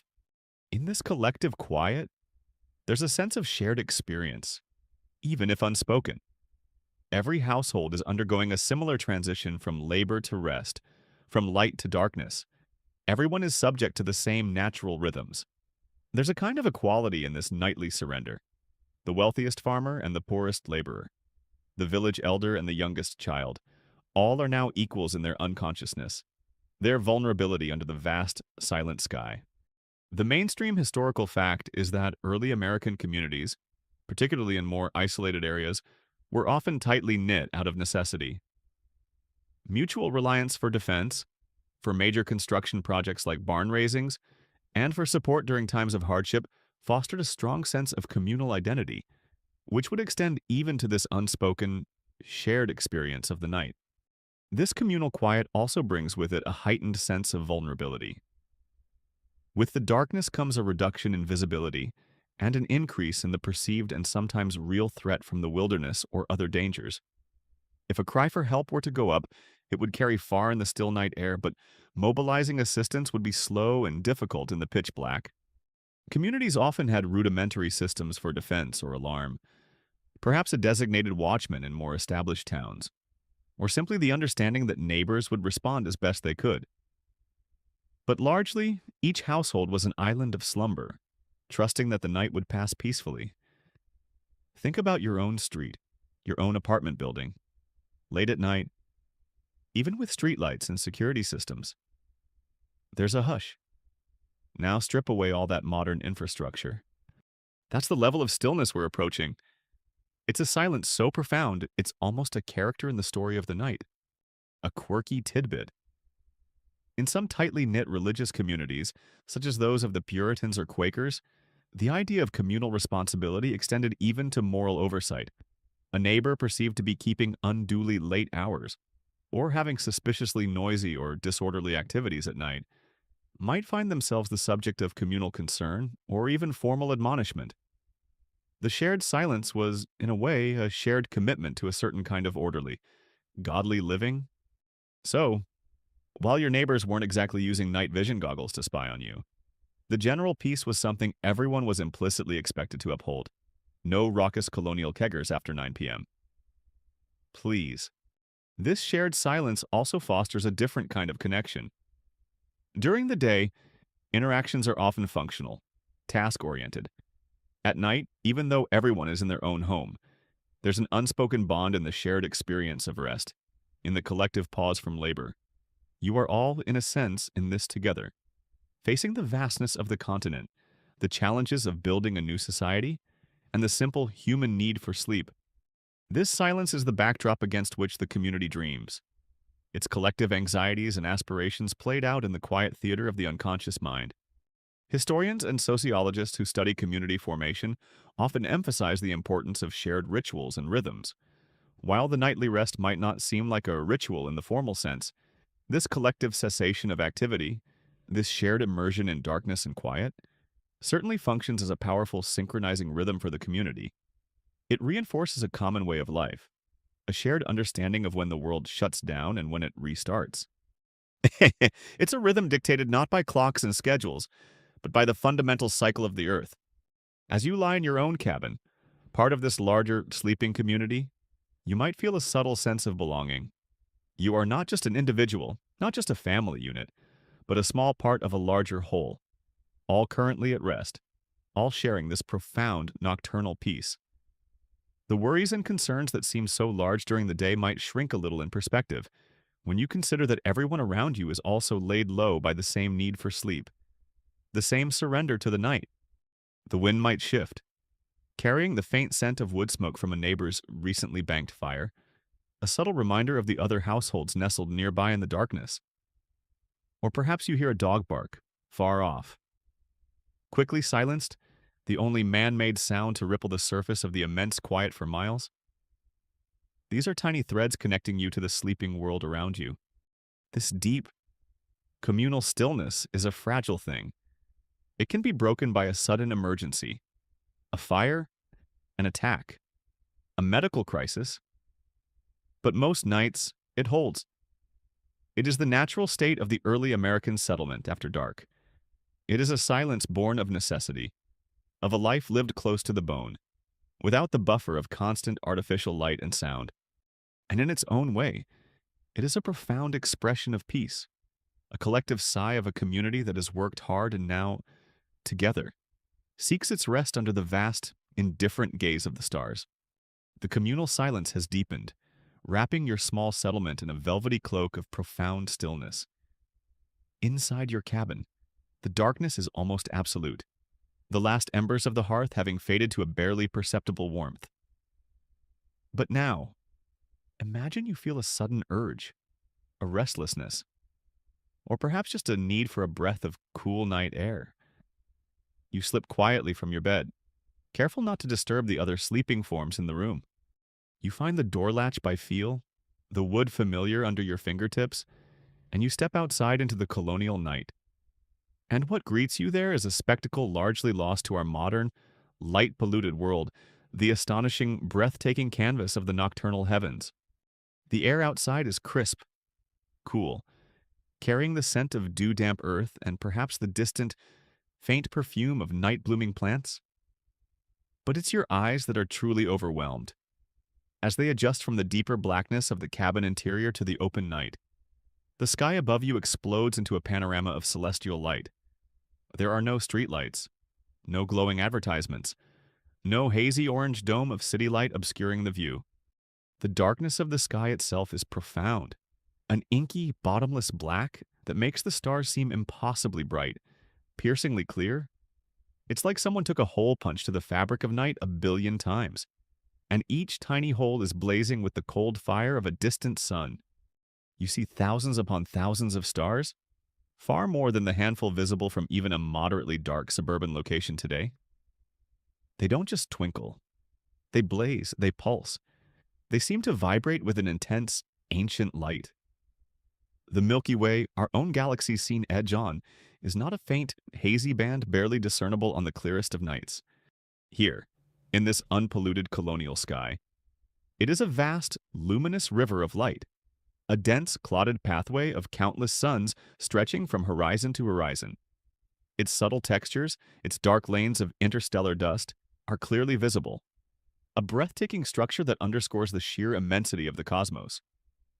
You feel incredibly small standing under it, yet also strangely connected to its grandeur. Constellations, those ancient patterns humans have traced in the stars for millennia, are not subtle connect-the-dot puzzles here. They are bold, obvious shapes, their component stars brilliant and distinct. Orion the Hunter, if it's the right season, strides across the sky with his belt and sword clearly delineated. The Big Dipper, or the Plow, as it was often known, hangs like a giant celestial ladle. Cassiopeia the Queen sits on her throne. These aren't just abstract patterns. They are familiar characters in the nightly drama, signposts in the sky that can be used for navigation, for telling time, or simply for contemplation. The historical fact here is that before the widespread availability of accurate clocks and compasses, celestial navigation and timekeeping by the stars were essential skills, particularly for mariners, but also useful for anyone traveling or needing to gauge the passage of the night. You might see planets, shining with a steadier, more focused light than the twinkling stars. Venus, Mars, Jupiter. Saturn, these wanderers, as the ancient Greeks called them, move against the backdrop of fixed stars, their motions a source of fascination and, for some, astrological prediction. A particularly bright planet might seem like a small lantern hung in the sky. And then there are the transient celestial events meteors, or shooting stars, streaking across the blackness in a brief, silent flash of light. A meteor shower would be a truly spectacular event, a heavenly fireworks display inspiring awe and perhaps a little trepidation. Comets, with their ghostly tails stretching across vast arcs of the sky, were even more significant, often interpreted as omens, portents of great change, war, or divine displeasure. Imagine seeing a great comet in a sky this dark. It would be an unforgettable, almost terrifyingly beautiful sight. A quirky tidbit. Some early American almanacs, aside from predicting weather and tides, also contained astrological information, including the supposed influence of celestial bodies on human affairs and agriculture. Farmers might consult these almanacs for auspicious times to plant crops or undertake other tasks, believing that the positions of the moon and stars could affect the outcome. So your gaze at the heavens might not just be aesthetic, it could be tinged with a very practical, if scientifically dubious, consideration of cosmic influences on your earthly endeavors, a sort of celestial self-help guide for the agriculturally ambitious.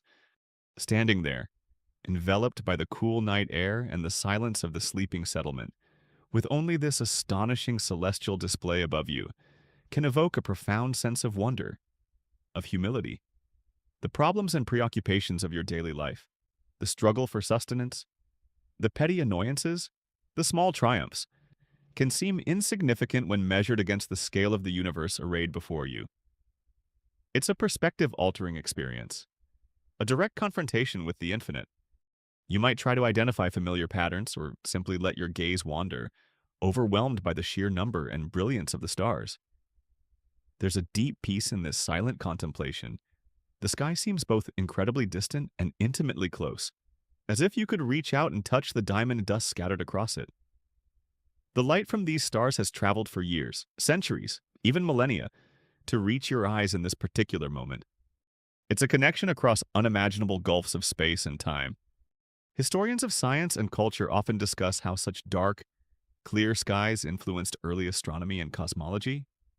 Without light pollution, the universe was far more accessible, its structures more apparent. The very act of looking up was an invitation to ponder the nature of existence, humanity's place in the cosmos, and the powers that might lie behind such a magnificent creation. For many, this nightly spectacle was a direct testament to the glory of God, a visual sermon preached in light and shadow across the dome of heaven. You don't need a telescope or any scientific training to be moved by this sight. It appeals to something deep within the human spirit, a primal sense of awe. You take a deep breath, the cool air filling your lungs. The silence around you is broken only by the faint, ever-present hum of insects, or the occasional rustle in the nearby woods. The settlement sleeps on, oblivious to your solitary vigil under this breathtaking canopy. After a while, the chill in the air begins to seep into your bones, a reminder that you can't stay out here forever. With one last, lingering look at the blazing river of the Milky Way, or a particularly brilliant constellation, you turn and slip back into the deeper darkness of your cabin. But the image of that star-drenched sky stays with you, imprinted on your mind's eye. It's a silent promise of beauty, of immensity, a nightly reminder that your small world is part of something far, far larger. And as you settle back into your bed, that cosmic perspective might just make your earthly burdens feel a little lighter, your sleep a little deeper. You've returned from your brief celestial pilgrimage, the astonishing image of the star-dusted sky still vivid behind your eyelids. As you settle back into the warmth of your bed, the profound quiet of the cabin reasserts itself. But now, with the memory of the vast, wild darkness outside still fresh, your thoughts might turn to the dual nature of this colonial night, a time of potential peace and deep rest, but also a period that harbors very real perils and anxieties. This is the heart of the night's ambiguity, a constant balancing act between tranquility and threat. On the one hand, there's the undeniable peace we've been exploring, the cessation of labor, the quieting of the human world, the opportunity for restorative sleep.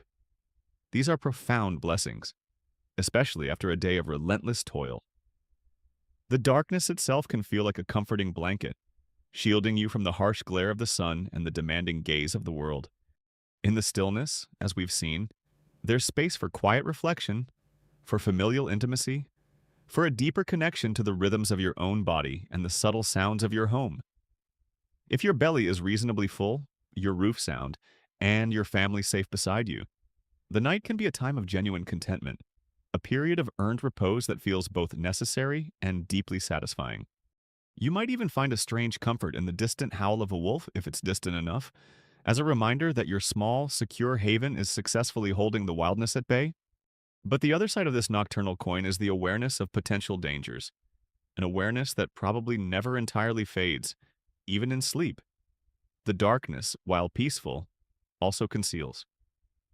The forest that provides your timber and game during the day can seem like a menacing, encroaching presence at night, its depths hiding predators or, depending on the era and location, potentially hostile humans. The historical fact is that early American settlements, particularly on the frontier, faced tangible threats from wild animals attacking livestock and, rarely, humans, as well as the complex and often fraught relationships with Native American populations, which could sometimes erupt into conflict. Fear of raids, though not a constant daily terror for everyone, was a background anxiety in many frontier areas. That rustle in the undergrowth you heard earlier, the one you dismissed as a raccoon.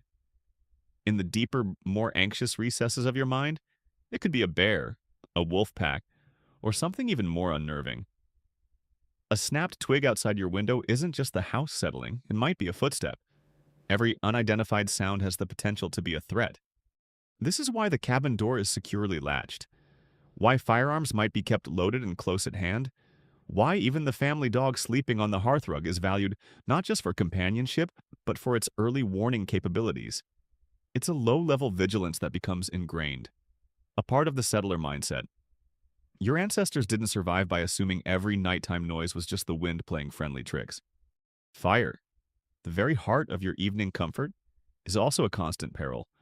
A stray spark, an improperly banked hearth, a chimney fire, these could swiftly consume a dry timber cabin, especially in a settlement where firefighting capabilities are rudimentary at best. The smell of smoke, which is usually a comfort, can instantly become a signal of mortal danger if it's too strong, too acrid, or coming from the wrong place. Waking to a cabin filled with smoke and the roar of flames is a nightmare scenario. Sickness and medical emergencies also take on a particular terror at night. There are no emergency services to call, no brightly lit hospitals to rush to.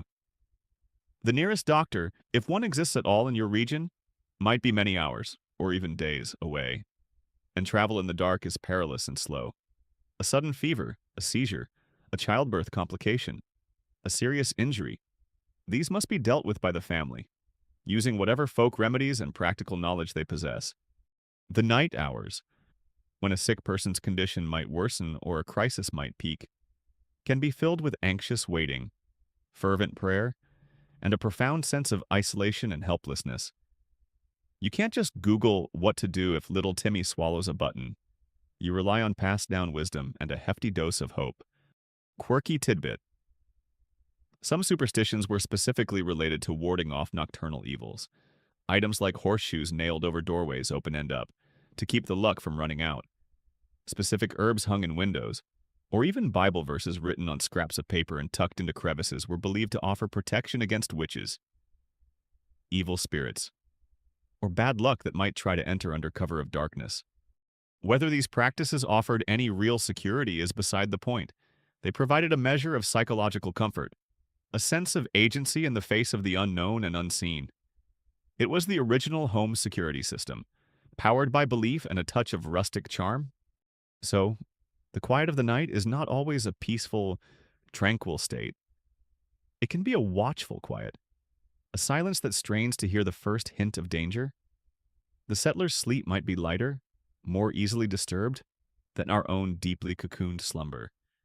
Even in dreams, the anxieties of the day and the potential threats of the night can play out. Historians who examine diaries, letters, and court records from the colonial period often find evidence of these nocturnal anxieties. Accounts of frightening encounters with wild animals, fears of attack, worries about unexplained illnesses, and the ever-present dread of fire paint a picture of a night that was not always serene. The very laws and social structures of communities often reflected these concerns. With regulations about watchmen, curfews, and the proper maintenance of chimneys. Yet, despite these potential perils, people endure, they adapt, they develop routines and practices that mitigate the risks, they find comfort in their faith, in their families, in their community, and, as we've seen, they also find moments of profound peace and beauty in the night. The key is balance. The colonial night is a complex tapestry woven from threads of both fear and tranquility, danger and peace.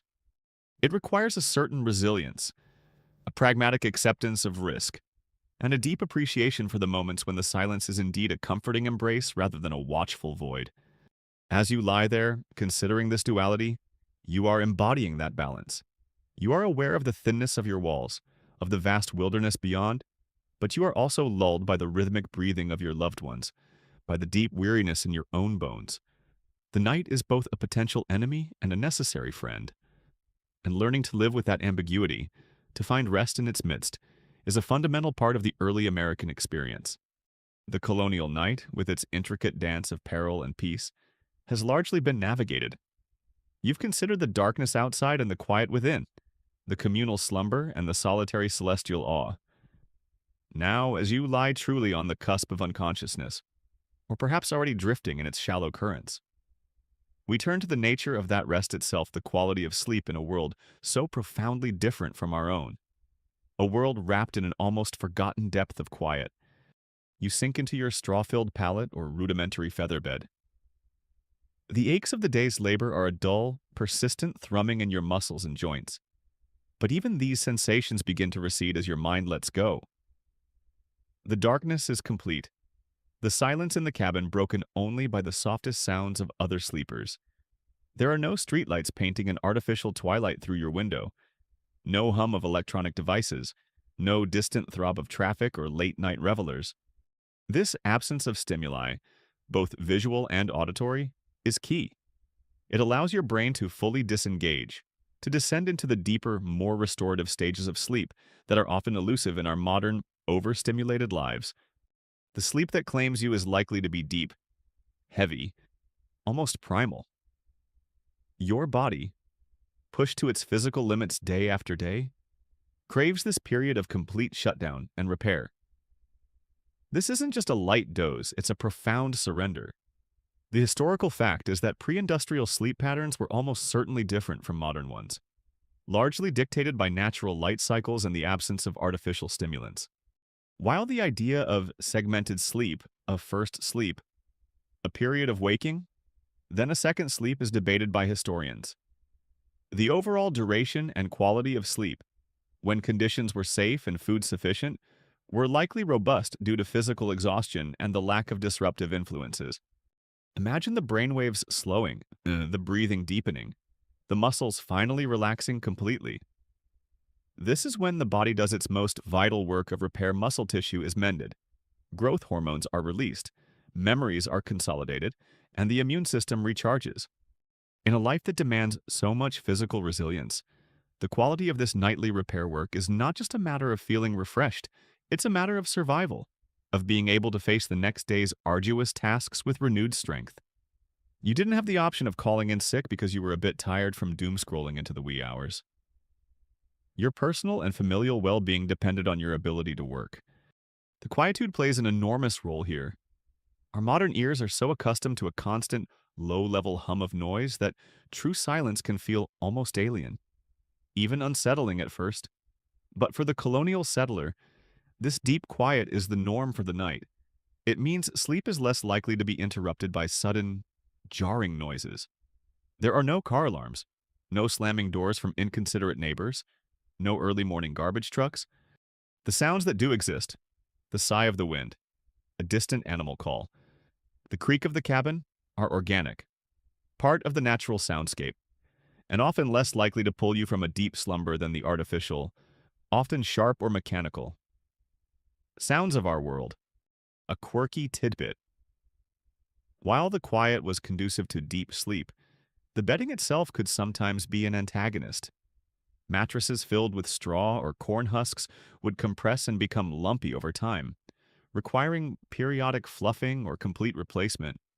And then there were the bedfellows, not just your spouse or children, but the aforementioned bedbugs, fleas, and lice, which were an accepted, if unwelcome, part of life for many. Attempts to combat them were ongoing, but a truly itch-free night might have been a rare luxury.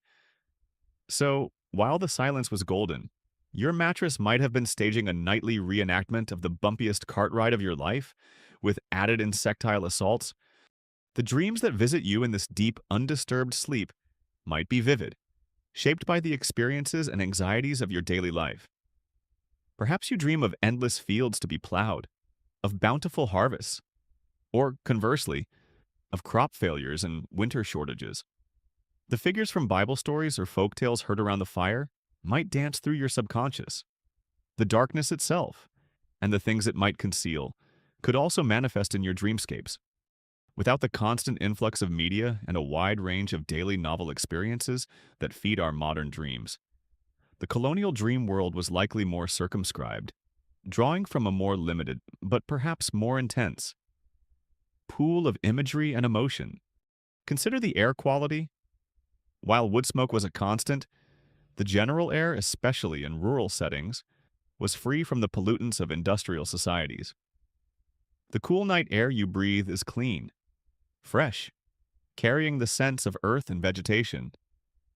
This, too, contributes to a healthier, more restorative sleep.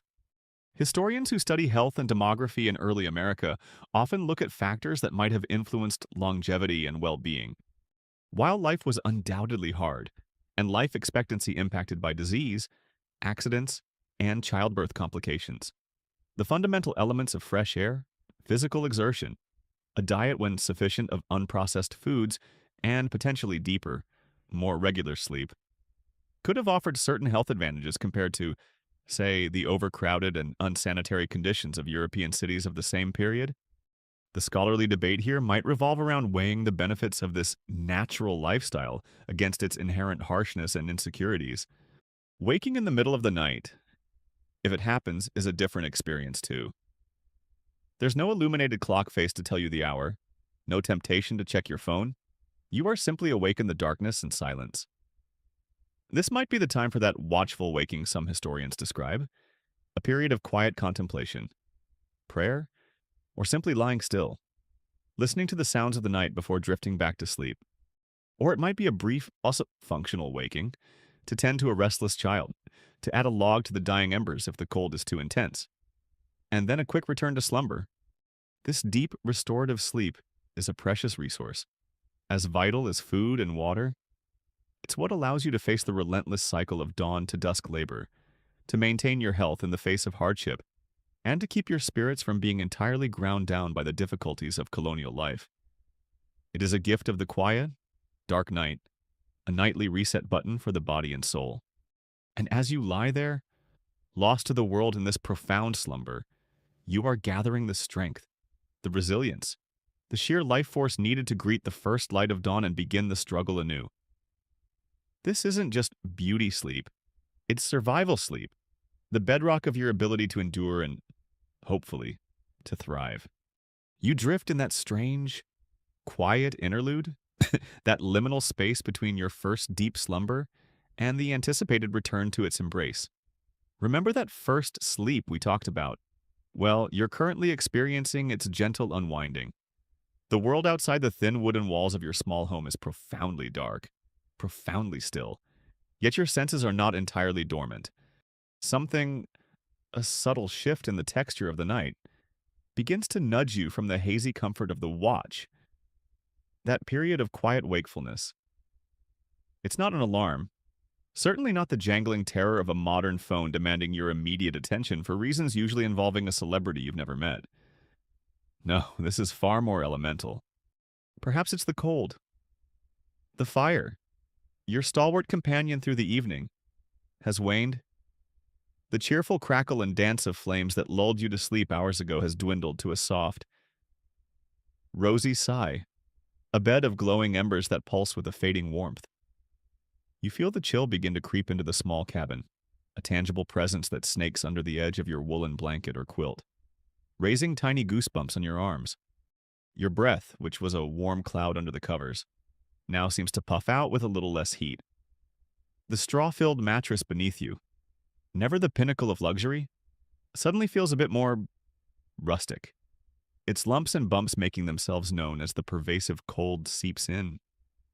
It's a silent invitation, or perhaps a demand, to rise and tend to the hearth. With a sigh that's more weariness than complaint, you slowly push aside the heavy covering. The air that greets your exposed skin is sharp, carrying the scent of wood smoke, damp earth, and the faintest trace of livestock from the lean-to nearby. Your feet find the cold, rough-hewn floorboards. Each step is deliberate, a protest against leaving the relative warmth of your bed. You move through the inky blackness of the cabin, not by sight, but by memory and feel. The familiar distance to the table, the slight dip in the floor near the hearth. Your hands, chapped and calloused from the day's labor, reach for the stack of pre-cut logs or branches kept nearby. There's a certain satisfaction in the thud of wood against wood as you carefully place a new piece onto the glowing embers. You might use the bellows if you have such a luxury, or simply blow gently, coaxing the sleepy embers back to life. A tiny flicker, then another, and soon a small, tentative flame begins to lick at the new fuel. It's a small victory against the encroaching cold, a reassertion of human presence against the indifferent night. You watch for a moment, feeling the nascent warmth begin to push back the chill, before retreating to your bed, the scent of fresh smoke now mingling with the older, familiar smells. Or maybe it wasn't the cold that stirred you. Maybe it was a sound. The night in early America, far from any bustling town, was not silent but filled with a different kind of auditory landscape. The wind, an ever-present voice, might shift its tune, whistling a mournful dirge around the eaves of the cabin, or rustling the leaves of the great, dark forest that presses in on all sides. A branch, heavy with unseen frost or simply tired of its arboreal duties, might crack and fall with a startling thud in the distance. These are the normal conversations of the night, the ones you've grown accustomed to. But sometimes, there are other sounds. The sudden, sharp cry of a fox, a sound so eerily human it can make the hairs on the back of your neck stand up. The distant hoot of an owl, a low, mournful query echoing through the darkness. Was it hunting? Or, as some whispered, a portent of something else? Perhaps it's closer, more domestic.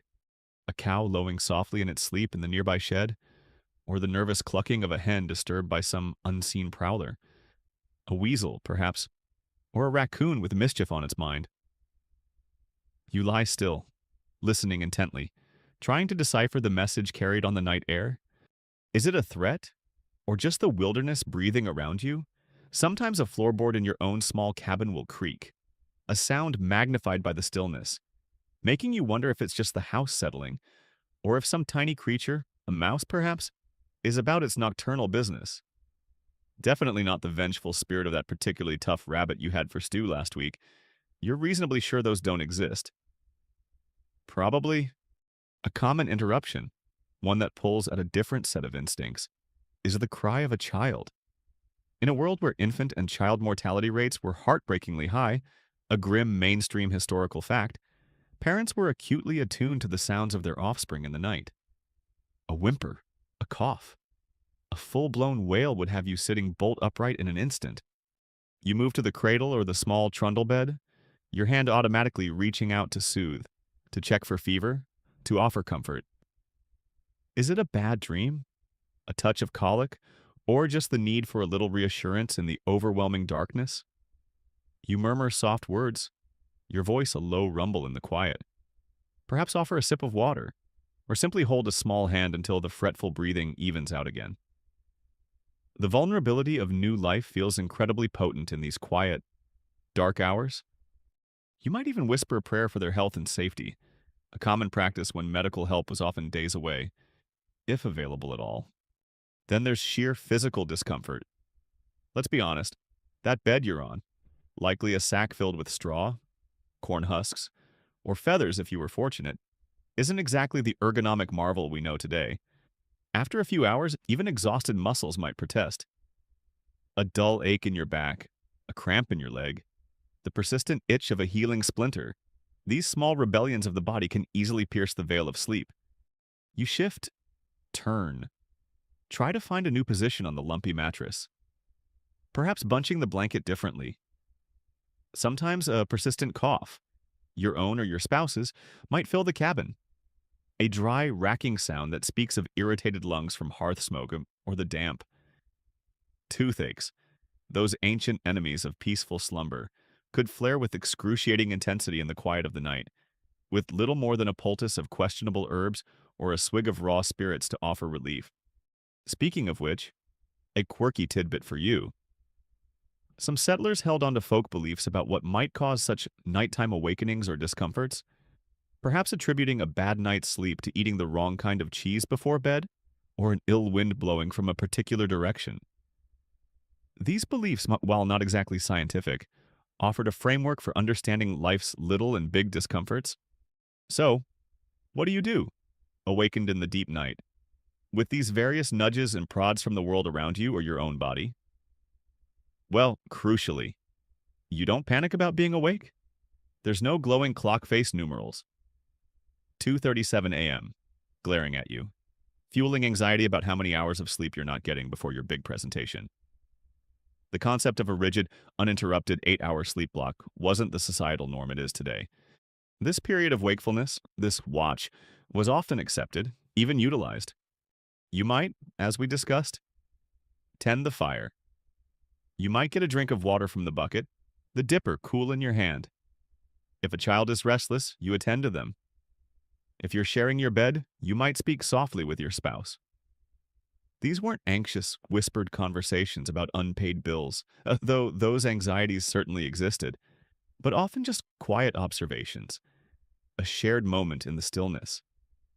Perhaps you simply lie there, listening to the sounds of the night, your mind drifting. Without the immediate lure of a glowing screen promising endless distraction, your thoughts might turn inward, a quiet contemplation or a silent prayer. Historians still argue whether the commonality of night waking and this period of quiet activity was solely a natural consequence of the pre-industrial segmented sleep pattern, or if it was subtly shaped by the religious and philosophical currents of the time, which often encouraged periods of quiet reflection. The profound darkness itself. Once your eyes adjusted, was a different quality of dark than most of us experience. Unpolluted by streetlights or the glow of distant cities, it was a deep, velvety black, punctuated only by moonlight, if present, or the faint starlight filtering through a small window or cracks in the wall. This lack of artificial light was key. There was no temptation to switch on a lamp and read, because every drop of lamp oil or inch of candle was precious. There was no blue light from a device tricking your brain into believing it was daytime. Returning to sleep was often a gentler, a more organic process. Having addressed the immediate cause of your waking, warming the room, soothing a child, shifting to a more comfortable position, you would simply resettle. You pull the covers close.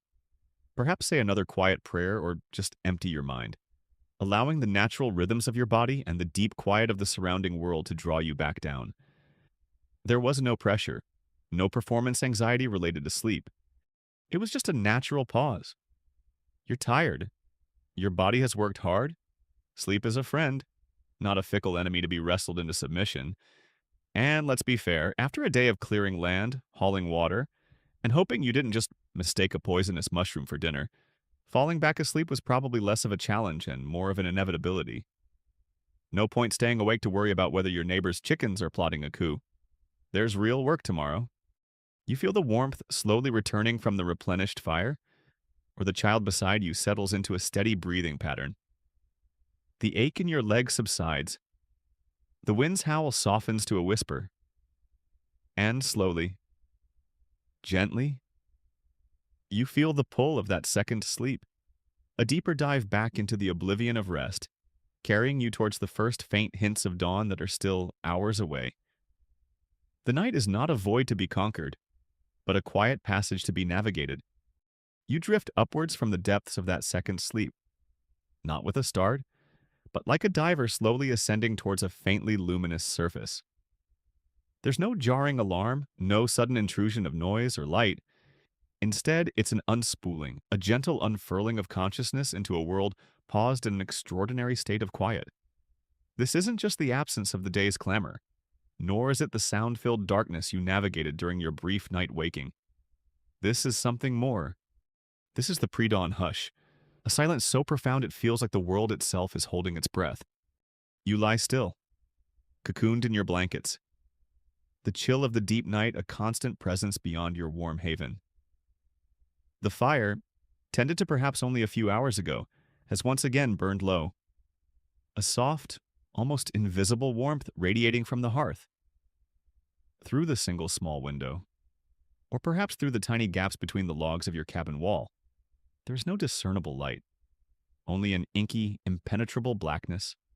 If the sky is clear, the stars might still be blazing with a cold, distant fire, scattered like diamond dust on velvet, their ancient light untouched by the haze of cities yet to be imagined.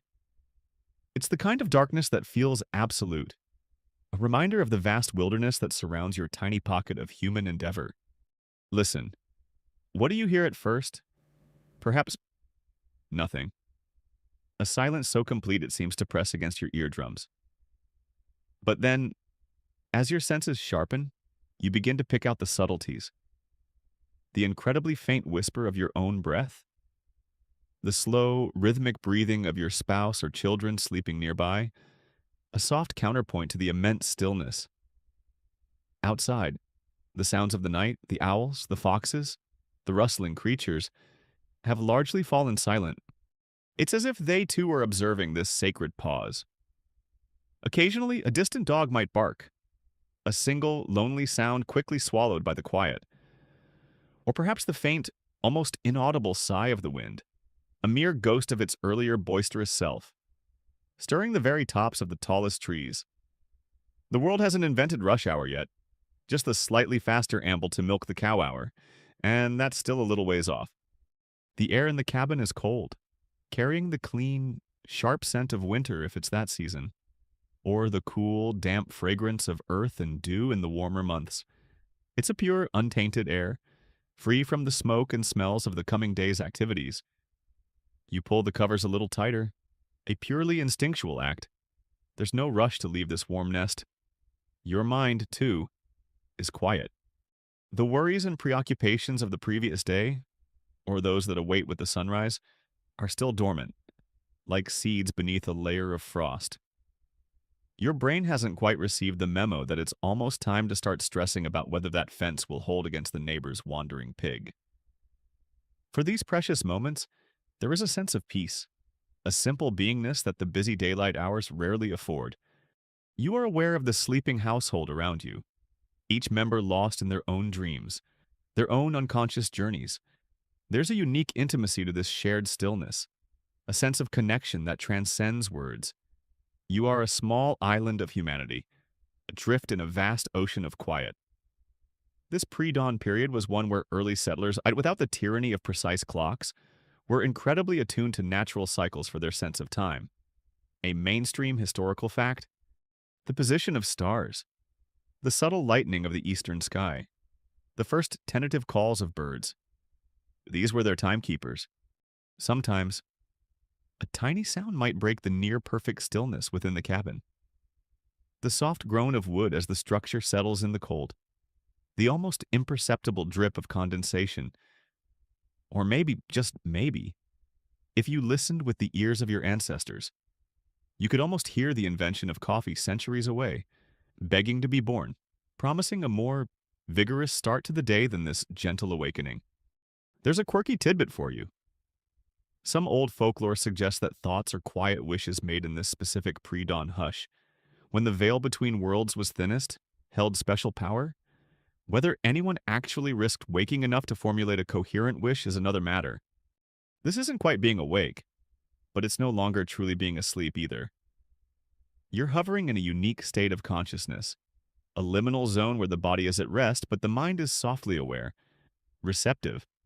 Anthropologists and historians continue to discuss whether this specific perception of pre-dawn stillness, This almost sacred quiet is a universal human experience when immersed in natural environments, or if it was perhaps more acutely felt, more culturally conditioned by those living pre-industrial lives so intimately tied to the rhythms of darkness and light. It's a delicious thought to ponder as you lie there, suspended between dream and day. The very first, almost imperceptible hint of change begins not as light, but as a subtle shift in the quality of the darkness. It's a feeling more than a sight, a sense that the deepest part of the night, the true nadir, has passed. Perhaps the stars in one small patch of sky seem a fraction less brilliant, or a specific draft you hadn't noticed before finds its way in, carrying a new crispness. Your body, attuned to these subtle cues, knows that the great wheel of the day is slowly, inevitably beginning to turn. Still, you linger. This is the last bastion of true repose, the quietest moment of the entire 24-hour cycle. It's a silence that feels ancient, a peace that feels profound. You might take a slow, deep breath, savoring the cold, clean air, feeling it fill your lungs. It's a moment for nothing, which in itself is a precious something. No demands, no expectations. Just the quiet thrum of existence before the daily performance begins. And then, the first true sign. Far, far in the distance, almost too faint to be sure. The tentative, sleepy chirp of a single bird. It's a hesitant sound, a question posed to the departing night. A few moments later, another answers. A little closer, a little more confident. These are the true heralds of the dawn, the advance guard of the approaching sun. The sun itself is still well hidden, probably hitting the snooze button a few more times before its grand, fiery entrance might, but its imminent arrival is now undeniable. Soon, the first real light will begin to seep into the world, a pale, ghostly gray that will slowly reveal the familiar shapes of your small home. The outline of the trees against the eastern sky, and with that light, the spell of the utter hush will gradually break. The sounds of the waking world will begin to overlay the deep silence, the stirring of animals, the first movements from within the cabin itself. Soon, the pitter-patter of tiny feet heading for the chamber pot, or perhaps just a very determined field mouse who has critically misjudged its morning commute and ended up indoors. But for now, for these last few elongated moments, you exist in this profound calm, this deep and settled quiet. It's the original calm before the storm, the gentle, predictable storm of daily chores, children's needs, and the endless dialogue with the land. You take one more deep, centering breath, feeling the stillness in your bones, a quiet strength to carry you into the endeavors of the new day. The world outside is still hushed, waiting, and so are you, on the very cusp of action, enjoying this final, fleeting gift of the night's quiet retreat. The darkness is not being snatched away. It is yielding gracefully to a day that hasn't quite decided to shout its arrival. You are on the threshold, acutely aware of the precious, finite nature of this peace. It's a quiet farewell to the night and a silent, almost reverent welcome to whatever the new light may bring. The challenges will come soon enough, but for this brief, beautiful interlude, there is only the profound and enveloping quiet of a world about to awaken. And so, your journey through the surprisingly quiet evenings of the early American settlers draws to a gentle close. You've walked with them as the sun dipped low, shared their simple meals by the hearth's warm glow, and listened to the whispered tales that filled their unlit nights. You've felt the chill of the fading fire and the deeper chill of the pre-dawn air, understanding, perhaps, that their quiet was not empty, but filled with the subtle sounds of home, of nature, and of a life lived in closer harmony with the earth's ancient rhythms. The anxieties were there. Yes, lurking in the shadows. But so too was a profound resilience, a capacity for finding peace in the stillness, for accepting the night's natural divisions.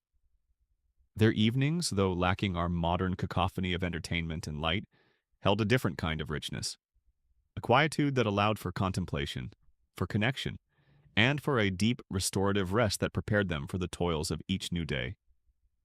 As you settle now, deeper into your own bed, Let the sounds of your own world soften and recede. Allow the darkness, whether natural or curated by drawn blinds, to be a comforting blanket. Imagine that deep, pre-industrial quiet, the kind that allows you to hear your own heartbeat, the soft rhythm of your own breath. Let go of the day's lingering thoughts. Just as those settlers let go into their first and second sleep, trusting in the night's restorative power, there is nothing you need to do now. Nothing to solve, nothing to plan. There is only this moment, this breath, this gentle descent into your own quiet peace. Let the last images of flickering firelight and starry skies fade into a soft, comfortable warmth. The night is a friend, a healer, a quiet passage to renewal. Embrace its stillness, and let your own surprisingly quiet evening unfold into the deepest, most peaceful sleep